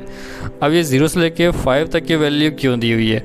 अगर आपने यूक्लिड डिवीजन एल्गोरिथम पढ़ा होगा या यूक्लिड डिवीजन लेमा आपने पढ़ा होगा, तो आपने देखा होगा कि जो r जो होता है वो क्या होता है, वो तो या तो 0 से बड़ा होता है या फिर 0 के इक्वल होता है, या फिर वो हमेशा b से छोटा होता है, लेस देन b होता है। b मतलब यहाँ पे हम लोग डिवाइज़र की बात कर रहे हैं। तो रिमाइंडर हमेशा या तो 0 के बड़ा होगा या फिर 0 के इक्वल होगा, या फिर वो हमेशा डिवाइज़र से छोटा होगा। तो देख सकते हैं आप लोग यहाँ पे कि डिवाइज़र तो हमने यहाँ पे 6 माना था, मतलब b = 6 लिया था हमने यहाँ पे। जब डिवाइज़र से 6 है तो ऑब्वियस सी बात है रिमाइंडर जो होगा वो 6 से छोटा होगा, क्योंकि कंडीशन हमारे पास में दी हुई है इस टाइप से, है ना। तो 6 से छोटा होगा मतलब वो 5 तक हो सकता है। ओके, अब वो या तो 0 के इक्वल होगा या फिर 0 से बड़ा होगा। तो 0 के इक्वल होगा तो हमने यहाँ पे 0 ले लिया। अब 0 से बड़ा मतलब 1 हो सकता है, 2 हो सकता है, 3 हो सकता है, 4 हो सकता है, 5 हो सकता है, बट 6 नहीं होगा। 6 क्यों नहीं होगा? क्योंकि कंडीशन हमारे पास में क्या दी हुई है, वो रिमाइंडर हमेशा डिवाइज़र से छोटा ही होता है, इसलिए वो 6 नहीं होगा, मतलब 6 से छोटा होगा, मतलब वो 5 तक होगा। मतलब वो 0 से लेके 5 तक की कोई भी वैल्यू हो सकती है। हमको नहीं पता कि वो वैल्यू कौन सी है आर की, इसलिए हमने यहाँ पे 0 से लेके 5 तक की सारी वैल्यूज़ कंसिडर कर लिए। ओके, अब इसके आगे हम लोग को क्या करना है देखते हैं। अब हमें 1 बाय 1 इस लेमा में, मतलब हमारे पास में जो वैल्यू आई थी a इज इक्वल टू से 6q + R, ये इक्वेशन जो आई थी इसमें हमें पुट करना है r की वैल्यू 1 बाय 1। फॉर एग्जांपल यहाँ पे हम लोग पहले r की वैल्यू पुट करेंगे 0, फिर पुट करेंगे 1, फिर 2, 3, 4 एंड देन 5, और चेक करेंगे कि इक्वेशन किस फॉर्म में आती है। क्या वो इवन नंबर आता है या फिर वो ऑड नंबर आता है। Let us check. तो हमने यहाँ पे लिखा है therefore if r is equal to 0। अगर r 0 है यहाँ पे तो क्या होगा? सिंपल है, पुट है यहाँ पे, जहाँ r है वहाँ पुट कर दो 0। तो क्या हो जाएगा आपके पास में a इज इक्वल टू से क्या था आपके पास में 6q प्लस r था। तो इस r की प्लेस पे आप पुट करोगे पहले 0, तो हमने पुट किया यहाँ पे 6q प्लस 0, ये इक्वेशन 1 हो गया। तो 6q प्लस 0 पुट करेंगे तो 6q ही रहेगा ओनली वहाँ पे। अब हम लोग पुट करेंगे अगले स्टेप में if r is equal to 1। अब अगर हम लोग r की जगह पे 1 पुट करते हैं तो क्या मिलेगा हमें मिल जाएगा a equal to 6q plus 1। इसे हमने यहाँ पे दे दिया सेकेंड इक्वेशन। सिमिलरली हम लोग r की वैल्यू पुट करते जाएंगे 2, 3, 4, 5 और उसको इक्वेशन में कन्वर्ट करते जाएंगे, उससे इक्वेशन का नंबर देते जाएंगे। अब देखते हैं हम लोग अगर r हम लोग 2 पुट करेंगे तो क्या मिलेगा। See if r is equal to 2, अगर हमने यहाँ पे r को 2 पुट करते हैं तो हमें क्या मिलता है, then a is equal to 6q plus 2। Simple कुछ नहीं किया हमने, उस इक्वेशन में हमने यहाँ पे r की वैल्यू 2 पुट कर दी। इसे हमने यहाँ पे थर्ड इक्वेशन ले लिया। If r is equal to 3, अब हम लोग r की जगह 3 पुट करेंगे तो क्या मिल जाएगा, सेम यहाँ पे पुट कर देना है वैल्यू 6q प्लस 3। ये हमने ले लिया यहाँ पे fourth equation. If r equal से 4 देन क्या हो जाएगा, 6q प्लस 4 हो जाएगा। ये हो गया fifth equation. Then again if r is equal to 5, again अब r की वैल्यू पुट करेंगे 5 तो क्या मिल जाएगा, a is equal to 6q plus 5। ये हो यहाँ पे सिक्स्थ इक्वेशन। तो इस टाइप से हमने क्या करी, r की वैल्यू पुट कर करके हमने यहाँ पे 6 इक्वेशन क्रिएट कर ली। अब चेक करते हैं कि इन 6 इक्वेशन में से कौन सा ऑड है और कौन सा इवन है। Let's start with equation 1। So students, अगर हम लोग इक्वेशन 1 को देखें तो आप देख सकते हैं यहाँ पे 6q दिया हुआ है प्लस 0 आ गया है। 6q, अब यहाँ पे क्या हो गया, q यहाँ पे क्या है, q इज सम इंटीजर, मतलब वो कोई भी इंटीजर हो सकता है, वो या तो ऑड हो सकता है या फिर वो इवन हो सकता है, कोई भी इंटीजर हो सकता है। तो चलो हम एक काम करते हैं, एग्जांपल लेते हैं। मान लो कि अगर हम लोग q को हम ले लेते हैं एक ऑड नंबर ले लेते हैं 1, ठीक है। तो क्या आ जाएगा यहाँ पे, a कितना आ जाएगा, 6 इंटू 1 दैट इज 6, मतलब इवन नंबर आ गया। चलिए अब हम लोग q की वैल्यू को 2 लेके देखते हैं। तो q हम लोग अगर 2 लेंगे तो क्या मिल जाएगा, a कितना मिल जाएगा, 6 इंटू 2 दैट इज 6q था, 12 मिल गया। अब ये 12 क्या यहाँ पे इवन नंबर है। अगेन अब q को लेते हैं हम लोग यहाँ पे 3 लेके देखते हैं। अगर q 3 लेंगे तो a कितना मिल जाएगा आपको, a मिल जाएगा यहाँ पे 6 इंटू क्यू, 6q मतलब 6 इंटू 3, मतलब क्या मिल रहा है, 18 मिल रहा है। दैट मीन्स इससे क्या समझ में आ रहा है हम लोगों को कि मतलब q की प्लेस पे हम कोई भी नंबर पुट कर रहे हैं, या तो इवन पुट कर रहे हैं या फिर हम लोग ऑड पुट कर रहे हैं, तो हमें आंसर जो मिल रहा है हमेशा इवन नंबर ही मिल रहा है। दैट मीन्स अगर किसी भी इवन नंबर में अगर आप इवन मल्टीप्लाई करोगे या ऑड मल्टीप्लाई करोगे तो आपको आंसर हमेशा इवन नंबर ही मिलेगा। दैट मीन्स जो फर्स्ट इक्वेशन है वो क्या है, इवन नंबर है। तो ये वैल्यू जो इक्वेशन जो उसको हम लोग रिजेक्ट कर देंगे। सिमिलरली हम लोग चेक करेंगे सेकंड इक्वेशन। तो सेकंड इक्वेशन में क्या दिया हुआ है, 6q प्लस 1 दिया हुआ है। तो हम देख चुके हैं इक्वेशन 1 में कि 6q तो ऑब्वियसली बात है इवन नंबर है, बट इवन नंबर है और 1 क्या है, ऑड नंबर है। तो इवन नंबर में अगर हम लोग ऑड नंबर प्लस करेंगे तो आपको हमेशा ऑड नंबर ही मिलेगा। चलिए एग्जाम्पल देखते हैं हम लोग। देखिए मैं यहाँ पे एग्जांपल ले रहा हूँ, 2 हमने ले लिया, 2 एक इवन नंबर है और 1 हमको पता है ऑड नंबर है। तो 2 में अगर हम लोग 1 प्लस करेंगे कितना मिल जाएगा आपको, 3 मिल गया। मतलब इवन में हमने ऑड प्लस किया तो हमें ऑड नंबर ही मिला। अब एक और एग्जांपल ले लेते हैं, 2 एक इवन नंबर है, इसमें हमने प्लस किया 3 तो क्या मिल गया, मतलब इवन नंबर में हमने ऑड नंबर प्लस किया, कितना मिल गया आपको, 5 मिल गया। अब देखिए ये भी ऑड नंबर है। सिमिलरली एक और एग्जांपल लेते हैं, चलिए दूसरा एग्जांपल लेते हैं, 10 ले लेते हैं। अब 10 में मैंने क्या किया, यहाँ पे 3 प्लस कर दिया। 10 इवन नंबर है, 3 ऑड नंबर है, कितना मिल गया आपको, 13 मिल गया। मतलब इन 3 एग्जांपल से क्या समझ में आ रहा है कि किसी भी इवन नंबर में अगर आप लोग ऑड नंबर को प्लस करोगे तो आपको हमेशा ऑड नंबर ही मिलेगा। तो यहाँ पे सेकंड इक्वेशन जो है ये ऑड नंबर है। तो इस इक्वेशन को हम लोग यहाँ पे सिलेक्ट कर लेते हैं। अब देखते हैं नेक्स्ट बाकी की बची हुई इक्वेशन को चेक कर लेते हैं हम लोग कि वो कौन से फॉर्म में है। ओके देखिए यहाँ पे तो थर्ड इक्वेशन जो है ये क्या है, यहाँ पे 6q प्लस 2 दिया हुआ है। अब 6q तो हम पहले देख चुके थे कि ये इवन नंबर है और यहाँ पे 2 भी इवन नंबर है। मतलब ऑब्वियस सी बात है इवन नंबर में हम इवन नंबर ही प्लस करेंगे तो आंसर आपको हमेशा इवन नंबर ही मिलेगी। इसलिए इस इक्वेशन को भी हम लोग यहाँ पे रिजेक्ट कर देते हैं। अब आते हैं हम लोग फोर्थ इक्वेशन में। देख सकते हैं यहाँ पे 6q क्या है, एक इवन नंबर है, और यहाँ पे 3 क्या है, ऑड नंबर है। तो ये हम पहले कर चुके हैं सेकंड इक्वेशन में कि किसी भी इवन नंबर में अगर हम लोग ऑड नंबर को प्लस करते हैं तो हमको हमेशा ऑड नंबर ही मिलेगा, और दोनों ही पॉजिटिव मतलब पॉजिटिव ऑड नंबर मिलेगा। तो ये ऑड नंबर है तो इसको हम लोग यहाँ पे सिलेक्ट कर लेते हैं। सिमिलरली देखते हैं हम लोग फिफ्थ इक्वेशन में। तो 6q क्या है, इवन नंबर है, फोर्थ क्या है, इवन नंबर है। 6q दोनों इवन नंबर है यहाँ पे, और 4 भी इवन नंबर है, मतलब इन दोनों को प्लस करने पे हमें यहाँ पे इवन नंबर ही मिलेगा। बट हमें तो ऑड नंबर चाहिए, तो इसको भी हम लोग यहाँ पे रिजेक्ट कर देते हैं। अब आ रहती है लास्ट इक्वेशन की, दैट इज सिक्स्थ इक्वेशन की। तो यहाँ पे क्या लिखा हुआ है, a = 6q + 5। अब देख सकते हैं आप लोग यहाँ पे 6q है, एक इवन नंबर है, और 5 एक ऑड नंबर है। तो ऑब्वियस सी बात है, अब इन दोनों का प्लस करोगे तो क्या मिलेगा आपको, ऑड नंबर ही मिलेगा। इसलिए इस इक्वेशन को भी हम लोग यहाँ पे सिलेक्ट कर लेते हैं। सो इक्वेशन जो 1 से लेके इक्वेशन 6 तक थी, हमने इसमें क्या ऑब्जर्व किया, हमने ये ऑब्जर्व किया कि इक्वेशन सेकेंड है, और इक्वेशन फोर्थ है, और इक्वेशन सिक्स्थ है।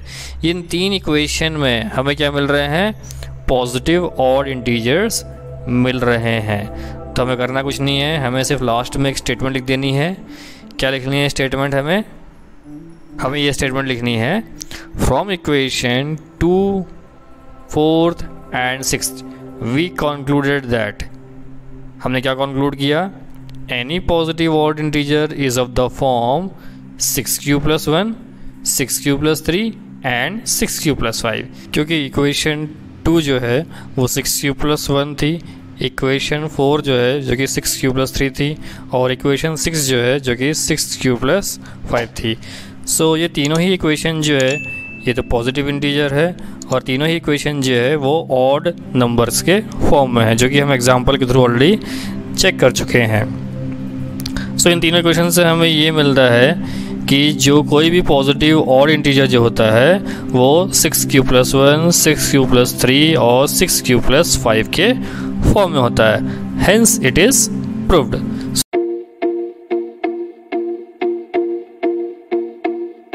एक्सरसाइज 1.1 का क्वेश्चन नंबर 3। सो क्वेश्चन नंबर 3 में हमें क्या करना है, let us read the question. सबसे पहले क्वेश्चन को समझेंगे, क्वेश्चन में दिया क्या हुआ है। तो पहले पढ़ते हैं क्वेश्चन को हम लोग। लिस्ट में लिखा हुआ है, an army contingent of 606 members is to march behind an army band of 32 members in a parade. The two groups are to march in a same number of columns. What is the maximum number of columns in which they can march? तो question में दिया हुआ है कि army contingent है। Army contingent मतलब होता है कि आर्मी की एक टुकड़ी, मतलब एक आर्मी की जो सेना है जिसमें 616 मेंबर्स है। अब इनको करना क्या है, इनको एक आर्मी बैंड है जिसमें 32 मेंबर्स है। तो इस आर्मी बैंड के पीछे पीछे इनको चलना है, बट इसमें जो नंबर ऑफ कॉलम्स जो होगी वो सेम होना चाहिए। फॉर एग्जांपल अगर आर्मी की जो बैंड की जो परेड है ना, उसमें फॉर एग्जांपल 4 कॉलम्स है, ठीक है, तो इनकी जो कॉन्टिजेंट जो टुकड़ी है उसको भी 4 कॉलम्स में ही चलना पड़ेगा। फॉर एग्जांपल अगर 6 कॉलम है तो इनको भी 6 कॉलम में चलना पड़ेगा। अगर 8 कॉलम्स है तो इनको भी 8 कॉलम्स में ही मूव करना पड़ेगा। तो क्वेश्चन में पूछा गया है कि अगर ये 2 ग्रुप्स में, एक ग्रुप में आपके पास में जो परेड ग्रुप है वो है, और दूसरे ग्रुप में जो है ये टुकड़ियाँ हैं जिसमें आर्मी मेंबर्स है।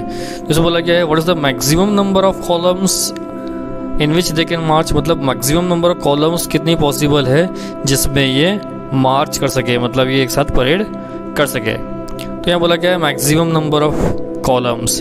तो सिंपल है, यहाँ पे आपको निकालना पड़ेगा HCF, that means highest common factor.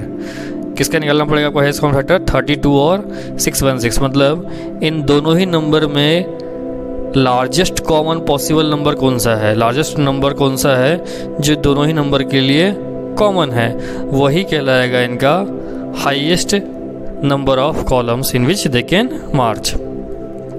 Simple way में हमें इनका HCF निकालना है।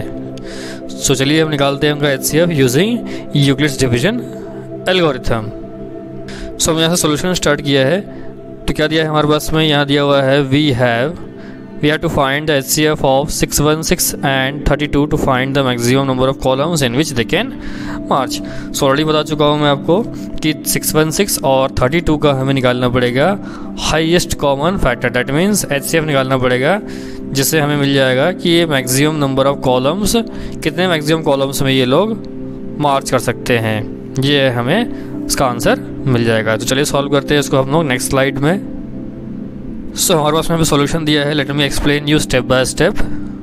To find HCF we can use Euclid's division algorithm. हम HCF को फाइंड करने के लिए यूक्लिड डिवीजन एल्गोरिथम का यूज़ करेंगे। सबसे पहले चेक करेंगे कि 616 और 32 में से बड़ा कौन सा है, तो हमें देख के समझ में आ रहा है कि 616 इज़ ग्रेटर देन 32।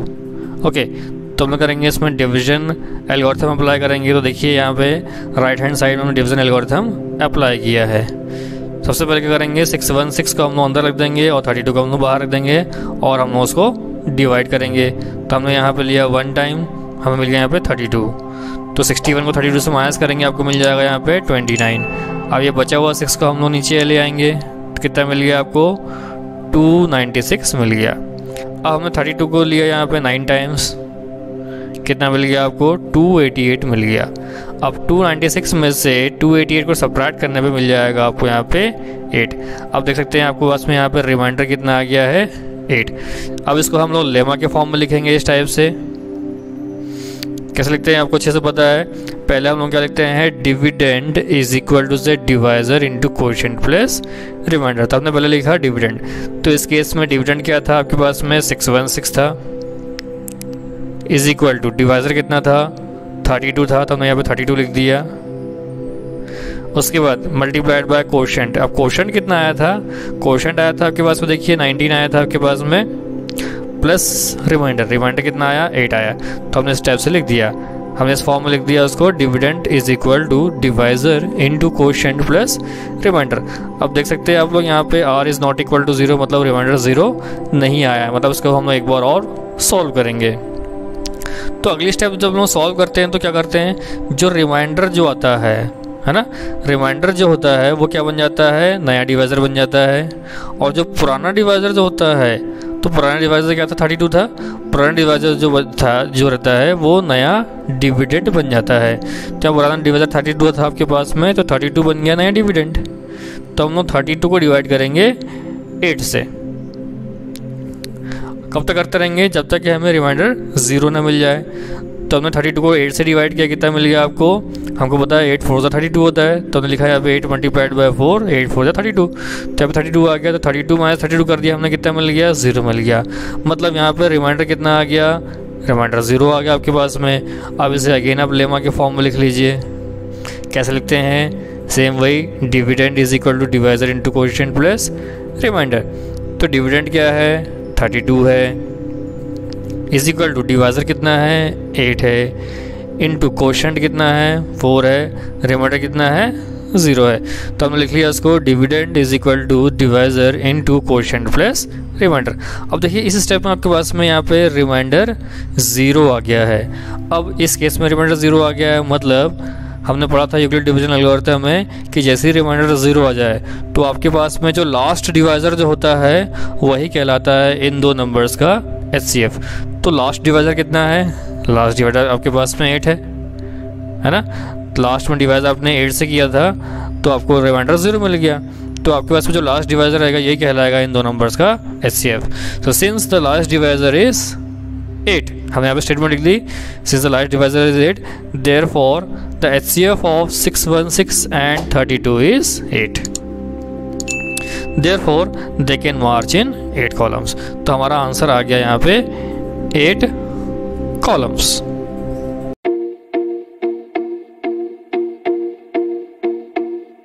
एक्सरसाइज 1.1 का क्वेश्चन नंबर 4।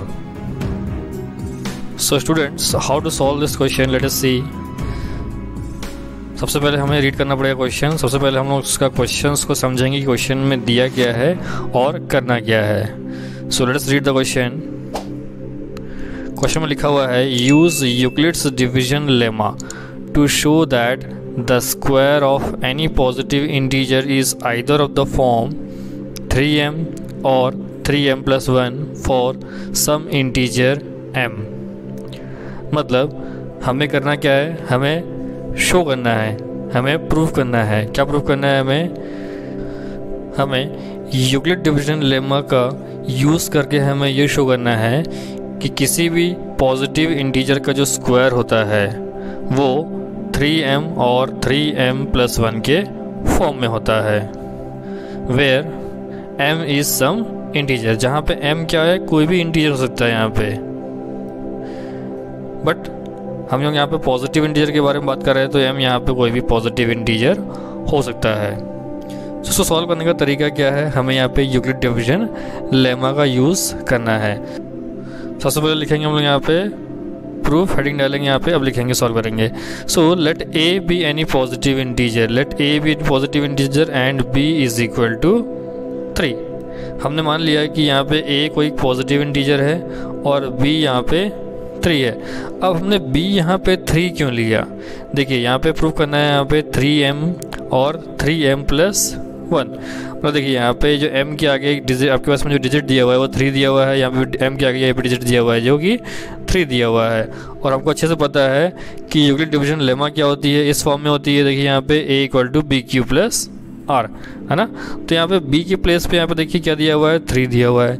इसलिए हमने यहाँ पे क्वेश्चन में b की जगह पे हमने प्रूफ की जगह पे हमने मान लिया =3।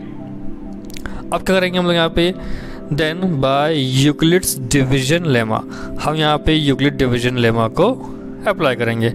तो यूक्लिड डिवीजन लेमा क्या है, क्या होता है आपको अच्छे से पता है, a = bq+r, जहाँ पे a क्या होता है, डिविडेंड होता है, b होता है डिवाइज़र, q होता है क्वोशिएंट एंड r होता है यहाँ पे रिमाइंडर। ये सारे वेरिएबल्स के फॉर्म में है। अब देखिए r यहाँ पे लिखा हुआ है, कंडीशन दी हुई है वेयर r इज़ ग्रेटर और equal 0 but less than b। मतलब रिमाइंडर जो होता है वो हमेशा 0 के या तो इक्वल होगा या फिर 0 से बड़ा होगा, बट लेस देन b मतलब वो डिवाइज़र से हमेशा छोटा होगा। तो यहाँ पे b की वैल्यू ऑब्वियसली बात है यहाँ पे 3 है, तो रिमाइंडर क्या होगा, b से छोटा होगा। तो देखिए हमने यहाँ पे लिख लिया उसको a = 3q+r, मतलब यहाँ पे b की प्लेस पुट कर दिया हमने यहाँ पे 3, तो हमें मिल गया यहाँ पे therefore a = 3q+r and r is equal to 0, 1 and 2। अब 0, 1, 2 कैसे आया, अब लेमा में साफ साफ लिखा हुआ है जो r होता है, मतलब जो रिमाइंडर होता है वो हमेशा 0 के या तो इक्वल आएगा या फिर उससे बड़ा होगा, है ना, बट हमेशा डिवाइज़र से छोटा होगा। तो यहाँ पे डिवाइज़र 3 है, मतलब वो 3 से हमेशा छोटा होगा। तो 3 से छोटा नंबर कौन सा होता है, 2 होता है, 1 होता है और 0 होता है ना। और यहाँ पे जो कंडीशन दी हुई है उसमें क्या लिखा हुआ है कि रिमाइंडर जो है या तो 0 होगा या फिर 0 से बड़ा होगा। इसलिए जो हमारे पास में पॉसिबल रिमाइंडर जो है वो है 0 है, 1 है वो और 2 है, क्योंकि 0 से छोटा नहीं हो सकता और वो 2 से बड़ा नहीं हो सकता, इसलिए 0, 1 और 2 है। यहाँ कंडीशन दी हुई है सिंस r इज़ ग्रेटर और इक्वल 0 बट लेस देन 3। अब करना क्या है हमें, इसके आगे करना क्या है हमें, अभी जो इक्वेशन हमने बनाई है यहाँ पे a = 3q+r, इसमें हम लोग पुट करेंगे यहाँ पे r की वैल्यू, दैट इज़ पहले हम लोग पुट करेंगे 0, फिर पुट करेंगे 1, फिर पुट करेंगे 2 और उसका स्क्वायर निकाल के देखेंगे, और हमें इस फॉर्म में वो आना चाहिए 3m और 3m+1। सो चलिए सॉल्व करते हैं इसको हम लोग नेक्स्ट स्लाइड में। तो हमारे पास यहाँ पे केस 1 है, तो केस 1 में हम लोग क्या करेंगे यहाँ पे, if r is equal to 0, अगर r मतलब रिमाइंडर अगर 0 होता है तो क्या करेंगे हम लोग यहाँ पे, then a is equal to 3q+0, है ना। इसके पहले क्या था हमारे पास में, a = 3q+r था आपके पास में, है ना। तो हमने r की प्लेस पे क्या कर दिया, हमने 0 पुट कर दिया। तो जब हम लोग r की प्लेस पे 0 पुट कर देंगे तो क्या मिल जाएगा, 3q+0 3q ही रहेगा। ओके, तो कितना मिल गया आपको, a is equal to 3q मिल गया। अब करना क्या है आपको, स्क्वायरिंग बोथ साइड्स। अब स्क्वायरिंग बोथ साइड क्यों करेंगे, क्योंकि क्वेश्चन में लिखा हुआ है, क्या लिखा था क्वेश्चन में, that the square of any positive integer is in the form of 3m और 3m+1।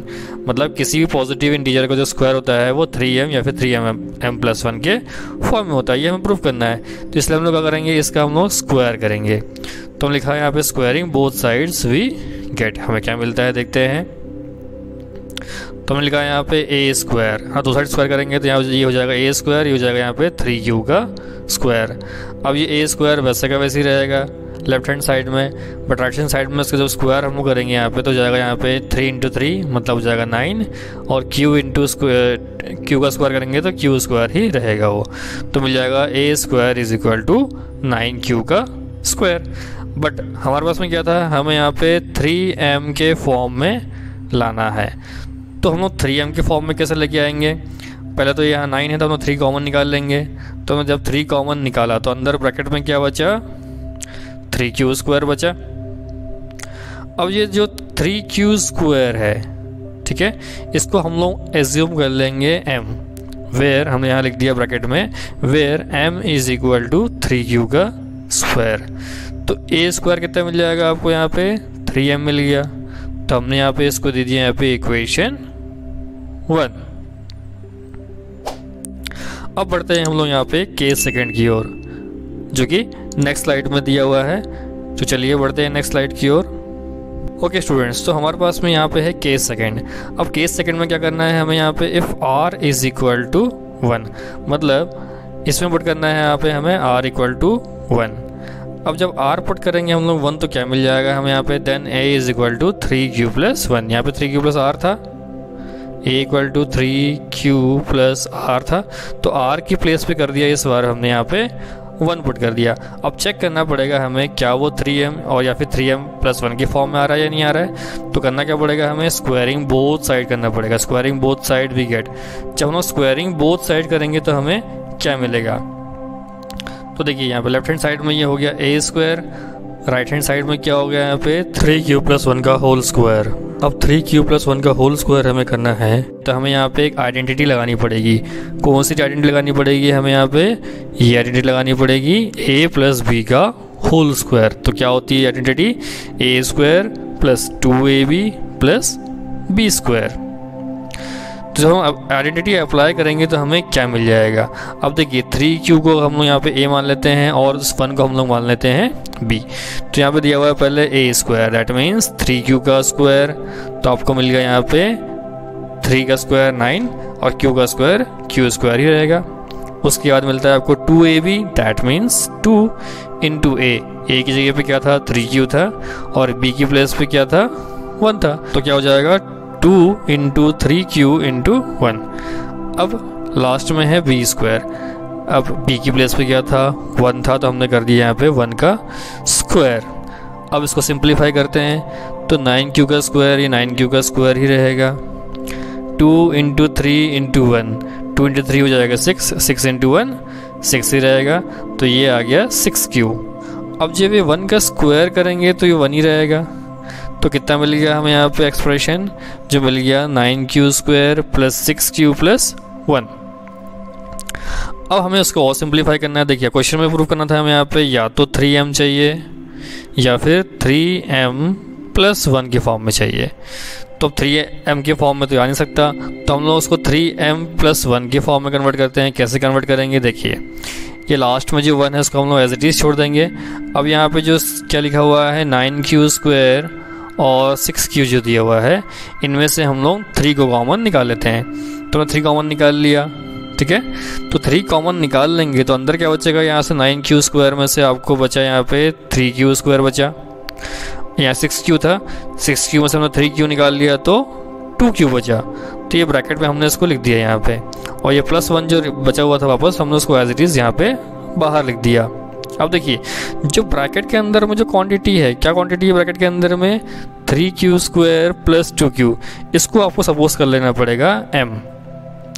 तो हमने यहाँ पे उसको m सपोज कर लिया यहाँ पे, तो 3q स्क्वायर प्लस 2q उसको हमने मान लिया यहाँ पे m। अब यहाँ पे क्या आ गया, ब्रैकेट की जगह पे हम लिख दिया यहाँ पे 3m प्लस 1। देखिए तो हम यहाँ पे सेकंड केस में हमें क्या मिल गया 3m प्लस 1। देखिए हमें ये प्रूफ करना था 3m प्लस 1 हमें मिल गया, तो हमने इसको बना लिया यहाँ पे सेकेंड इक्वेशन। इसी टाइप से हमारे पास में एक और रिमाइंडर बचा हुआ है r इज इक्वल टू 2। हमारे पास में 3 रिमाइंडर थे, एक था 0 हमने पुट करके देख लिया है, एक था आपके पास में 1 उसको हमने पुट करके देख लिया है। अब एक और रिमाइंडर आपके पास में बचा हुआ है 2, अब इसे भी हमें पुट करके देखना पड़ेगा। दैट मीन्स आपको एक और केस मिलेगा, थर्ड केस। ओके स्टूडेंट्स, हमारे पास में यहाँ पे है केस 3। अब केस 3 में क्या करना है, if r is equal to 2। अब आपके पास में रिमाइंडर अगर 2 होगा तो क्या करेंगे हम लोग यहाँ पे, तो आपके पास में जो इक्वेशन क्या थी, a इज़ इक्वल टू से 3q प्लस r थी। इस r के प्लेस पे इस केस में पुट करना है आपको 2, तो कितना मिल जाएगा, then a is equal to 3q plus 2। अब करना क्या है, एज़ यूजुअल हमें स्क्वायरिंग बोथ साइड करना है। सो हमने स्टेटमेंट लिख दी यहाँ पे, squaring both side we get. जब हम स्क्वायरिंग करेंगे दोनों साइड में तो हमें क्या मिलेगा, लेट अस चेक।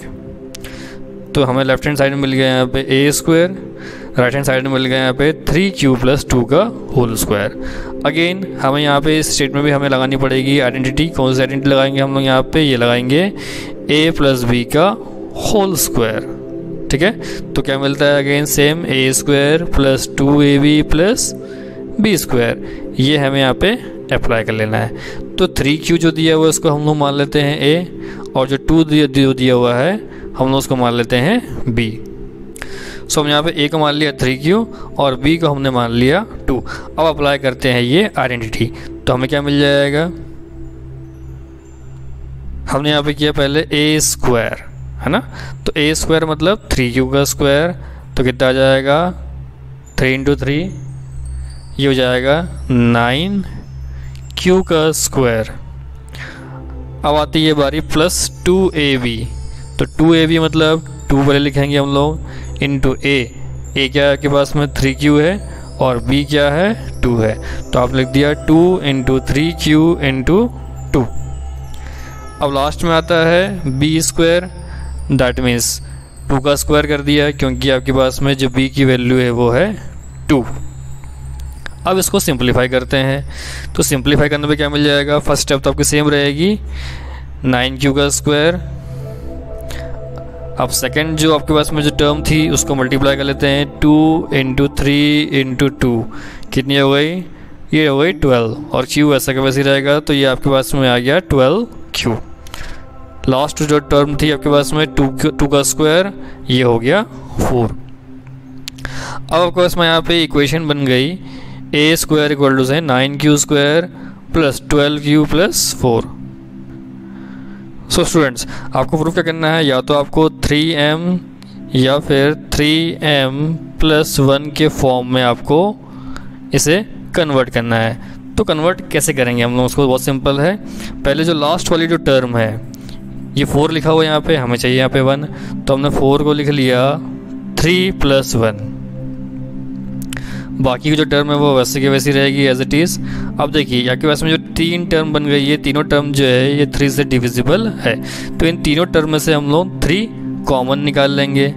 तो 3 जब कॉमन निकाल लेंगे तो क्या बचेगा, ठीक है 3 कॉमन निकाला हमने, तो यहाँ से बचा 9q स्क्वायर में से बचा 3q स्क्वायर, 12q में से बचा 4q, और ये जो 3 था ये बचा 1 हो गया, 3 निकल गया तो ऑब्वियस बात है 1 बचा, तो 3q square plus 4q plus 1 ये ब्रैकेट के अंदर आ गया, और 3 हमने बाहर कॉमन निकाल लिया, और ये प्लस 1 जो था ये एज इट इज़ वैसा का वैसा ही रहेगा।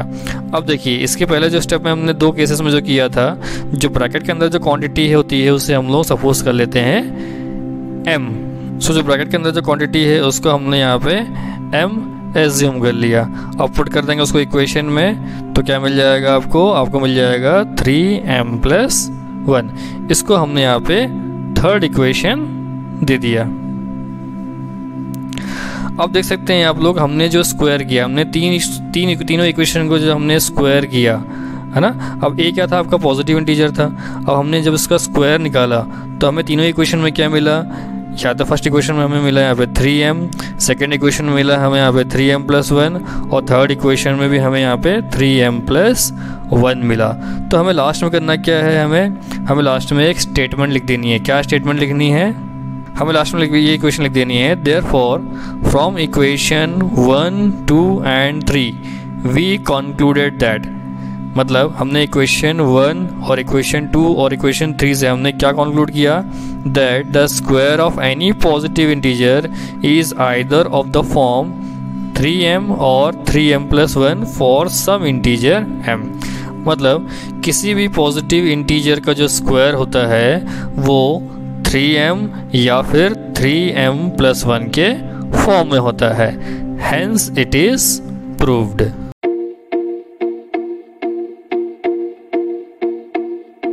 एक्सरसाइज 1.1 का क्वेश्चन नंबर 5।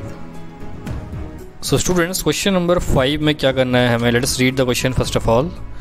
क्वेश्चन में दिया हुआ है, use Euclid division lemma to show that the cube of any positive integer is of the form 9m, 9m+1 और 9m+8। मतलब हमें यूक्लिड डिवीजन लेमा का यूज़ करके ये शो करना है, शो मतलब ये प्रूफ करना है कि किसी भी पॉजिटिव इंटीजर का जो क्यूब होता है, क्यूब मतलब उसी नंबर को 3 बार उसी नंबर से मल्टीप्लाई कर दे। फॉर एग्जांपल 2 × 2 × 2, मतलब सेम नंबर को 3 टाइम्स मल्टीप्लाई कर दे अगर हम लोग, तो जो हमें आंसर जो मिलता है वो इस फॉर्म में होना चाहिए, 9m, 9m+1 और 9m+8। So how to prove this question, let us see. So students, हमें यहाँ पे यूज़ करना है यूक्लिड्स डिवीजन लेमा। सबसे पहले हम लोग ले लेंगे यहाँ पे लेट, पहले हमने लिखना है यहाँ पे प्रूफ, हेडिंग डाल लिया हमने यहाँ पे। Now let a be any positive integer and b is equal to 3। पहले तो हमने मान लिया कि आपके पास में एक कोई a जो है वो पॉजिटिव इंटीजर है और यहाँ पे b जो है वो 3 है। अब हमने यहाँ पे b 3 क्यों लिया? आप सोच रहे होंगे कि हम लोग b तो यहाँ पे 9 ले सकते थे, क्योंकि इसके पहले वाले क्वेश्चन में हमने यहाँ पे जो नंबर था वही नंबर डिजिट हमने लिया था।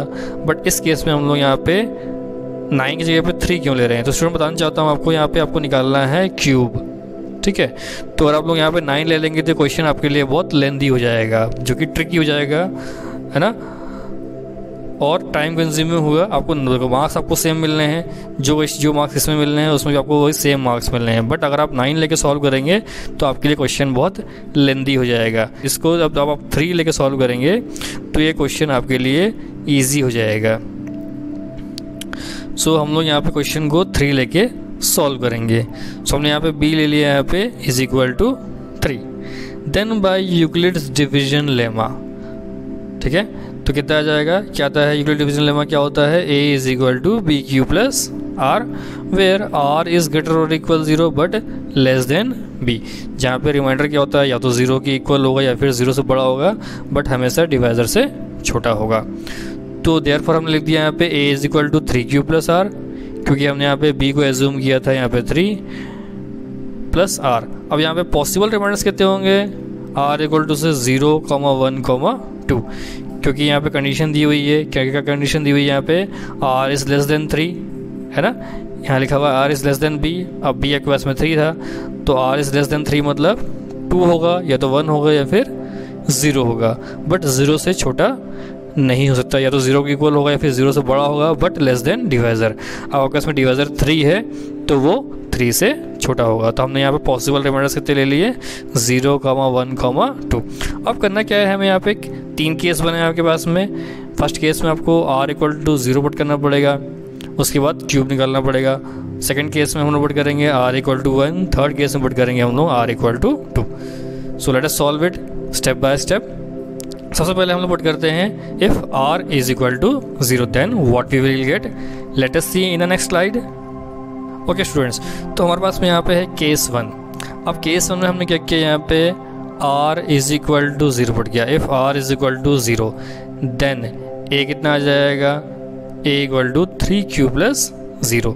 अब 0 क्यों पुट किया हमने यहाँ पे, क्योंकि r आपके पास में a क्या था, 3q प्लस r था, तो हमने r के प्लेस पे हमने क्या पुट किया, हमने पुट कर दिया यहाँ पे 0। तो जब 0 पुट कर देंगे तो 3q प्लस 0 करेंगे तो 3q ही रहेगा। अब हमने क्या किया यहाँ पे, cubing both side we get. अब हमने क्यूबिंग बोथ साइड क्यों किया, क्योंकि क्वेश्चन में लिखा था, क्या लिखा था क्वेश्चन में, आपके पास में क्वेश्चन में लिखा था, show that the cube of any positive integer, मतलब आपको शो करना है कि किसी भी पॉजिटिव इंटीजर का जो क्यूब होता है वो 9m+1 या फिर 9m+8 के फॉर्म में होता है। इसलिए हमने यहाँ पे क्यूबिंग बोथ साइड किया। सो अब जब क्यूबिंग बोथ साइड करेंगे तो हमें क्या मिलेगा, तो लेफ्ट हैंड साइड में आपको मिल जाएगा यहाँ पे a cube, right hand side में मिल जाएगा यहाँ पे 3q का होल क्यूब। जब हम ब्रैकेट ओपन करेंगे तो यहाँ पे 3 क्यूब मतलब 3 मल्टीप्लाइड बाय 3 मल्टीप्लाइड बाय 3, मतलब हमने 3 को 3 टाइम्स मल्टीप्लाई किया, कितना मिल जाएगा आपको 27 मिल गया। पर यहाँ पे क्यू दिया हुआ है, जब क्यू का क्यूब करेंगे तो क्यू का क्यूब ही रहेगा, क्यू की पावर 3 रहेगा, तो आपको मिल गया यहाँ पे 27 क्यू का क्यूब। अब लाना क्या है हमें, लाना या तो हमें 9m लाना है या फिर 9m+1 या फिर 9m+8 लाना है। तो देखिए यहाँ पे 9m मिल सकता है हमें यहाँ पे, क्योंकि यहाँ पे सिर्फ सिंगल टर्म है। तो हम लोग क्या करेंगे, हमने यहाँ से 9 हमने कॉमन निकाल लिया, तो जो 27 से हम लोग 9 कॉमन निकाल लेंगे तो ब्रैकेट में क्या बचेगा 3, क्योंकि 3 9 27 होता है, तो ब्रैकेट के अंदर बचा है 3 क्यू का क्यूब। अब जो हमने पहले स्टेप में किया था, पिछले जो क्वेश्चन में हमने किया था, जो ब्रैकेट के अंदर जो क्वांटिटी आती है उसको हम लोग सपोज कर लेते हैं, एज्यूम कर लेते हैं हम लोग m। तो हमने यहाँ पे 3 क्यू का क्यूब, इसको हमने यहाँ पे m सपोज कर लिया, तो कितना मिलेगा आपको a cube is equal to 9m। इसको हमने यहाँ पे दे दिया फर्स्ट इक्वेशन। सो हमारे यहाँ पे केस 1 कंप्लीट हो गया। अब हम लोग करेंगे यहाँ पे इसका सेकेंड केस को solve. So let us see the second case. So हमारे पास में यहाँ पे सेकेंड केस है, if r is equal to 1, that means अगर हम लोग यहाँ पे रिमाइंडर 1 पुट करेंगे तो हमें क्या मिलेगा। तो आपके पास में इक्वेशन क्या थी, a is equal to 3q plus r। तो अब इस r के प्लेस पे हम लोग पुट कर देंगे 1, तो a कितना हो जाएगा 3q प्लस 1। अब करना क्या है हमें यहाँ पे, क्यूबिंग बोथ साइड भी गेट, हमें यहाँ पे दोनों साइड हमें क्यूब करना है। तो हम यहाँ पे किया, यहाँ मिल गया लेफ्ट हैंड साइड में मिल गया a cube, right hand side में मिल जाएगा 3q प्लस 1 का होल क्यूब। अब देखिए यहाँ पे 3 प्लस 1 का होल क्यूब, हमें यहाँ पे आइडेंटिटी अप्लाई करनी पड़ेगी। कौन सी आइडेंटिटी अप्लाई करेंगे हम लोग, यहाँ पे a प्लस b का होल क्यूब हमने आइडेंटिटी अप्लाई करनी है। तो हमें क्या मिलेगा, हमें ये मिलेगा a cube plus 3a square b plus 3ab का स्क्वायर प्लस b क्यूब। तो करना क्या है आपको, इससे कंपेयर करना आइडेंटिटी से। तो देखिए लेफ्ट हैंड साइड में क्या दिया हुआ है, a प्लस b का होल क्यूब, यहाँ दिया हुआ है 3q प्लस 1 का होल क्यूब। तो हम लोग यहाँ पे a को मान लेंगे 3q और b को हम लोग मान लेंगे यहाँ पे 1। अब करेंगे हम लोग इस आइडेंटिटी में पुट करेंगे वैल्यू, जहाँ पे a दिया हुआ पुट करेंगे वहाँ पे 3q, जहाँ पे b दिया हुआ पुट करेंगे वहाँ पे 1। तो पहले लिखा हुआ यहाँ पे a क्यूब मतलब 3q का होल क्यूब, उसके बाद दिया हुआ है 3a स्क्वायर b मतलब 3 into a square b। a square मतलब a स्क्वायर ये था 3q का स्क्वायर मल्टीप्लाइड बाय b, इनके बीच में कोई सिंबल नहीं मतलब मल्टीप्लाई है, तो यहाँ मल्टीप्लाई लिखा। अब b कितना था 1, हमने 1 पुट कर दिया। इसके बाद आता है हमारे पास में 3ab का स्क्वायर, तो हमने लिखा यहाँ पे पहले 3 लिखा। अब हमने a 3q की वैल्यू पुट करी, अब लिखा यहाँ पे b स्क्वायर, तो हमने b स्क्वायर मतलब लिख दिया 1 का स्क्वायर। अब लास्ट में आता है आपके पास में b क्यूब मतलब 1 का क्यूब, तो हमने लिख दिया यहाँ पे 1 का क्यूब। हमने क्या करी यहाँ पे आइडेंटिटी में हमने पुट करी वैल्यूज पुट करी। अब उसको सिंप्लीफाई करते हैं, चलिए सिंप्लीफाई करते हैं। तो यहाँ पे लिखा हुआ है 3q का होल क्यूब, तो 3 का हम लोग क्यूब पूरे में कितना मिल जाएगा 27 का 27q क्यूब। अब सेकेंड टर्म को सॉल्व करते हैं। तो सेकेंड टर्म में क्या लिया हुआ है, यहाँ पे ब्रैकेट में दिया हुआ है 3q का होल स्क्वायर। तो 3 का स्क्वायर करेंगे तो मिल जाएगा आपको 9, 9 इंटू 3 करेंगे तो मिल जाएगा आपको 27, 27 इंटू 1 27 ही रहेगा। तो 27 और ये जब क्यू बाहर निकलेगा तो ये हो जाएगा कोई क्यू स्क्वायर, तो आपको मिलेगा यहाँ पे 27q स्क्वायर। अब हम लोग थर्ड टर्म को सॉल्व करते हैं। यहाँ लिखा हुआ है 3 इंटू 3q इंटू 1 का स्क्वायर। सो 3 इंटू 3 करेंगे तो आपको मिलेगा यहाँ पे 9, 9 इंटू 1 का स्क्वायर, तो 1 का स्क्वायर तो 1 ही होता है, तो 9 इंटू 1 करेंगे मिल जाएगा आपको 9, तो आपको मिल गया यहाँ पे 9 क्यूब। अब यहाँ पे आता है लास्ट में आता है आपके पास में 1 का क्यूब, तो 1 को आप 3 टाइम्स मल्टीप्लाई करेंगे 1 इंटू 1 इंटू 1, तो ये 1 ही रहेगा, तो यहाँ लास्ट में रहेगा 1।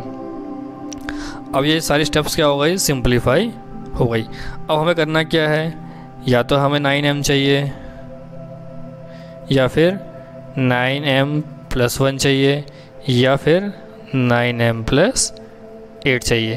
तो देखिए 9m तो हमारा ऑलरेडी सॉल्व हो चुका है। अब इस केस में हमें यहाँ पे 9m + 1 मिलेगा। So let's convert this into 9m + 1। अब देखिए आपके पास में जो लास्ट वाली जो टर्म है 1 जो बचा है उसको हम लोग एज इट इज़ रहने देंगे, और जो 3 टर्म है आपके पास में 27q का क्यूब, 27q² और 9q, इनमें से हम लोग 9 कॉमन निकाल लेंगे। तो हमने 9 कॉमन निकाल लिया, तो ब्रैकेट के अंदर क्या बचा आपके पास में,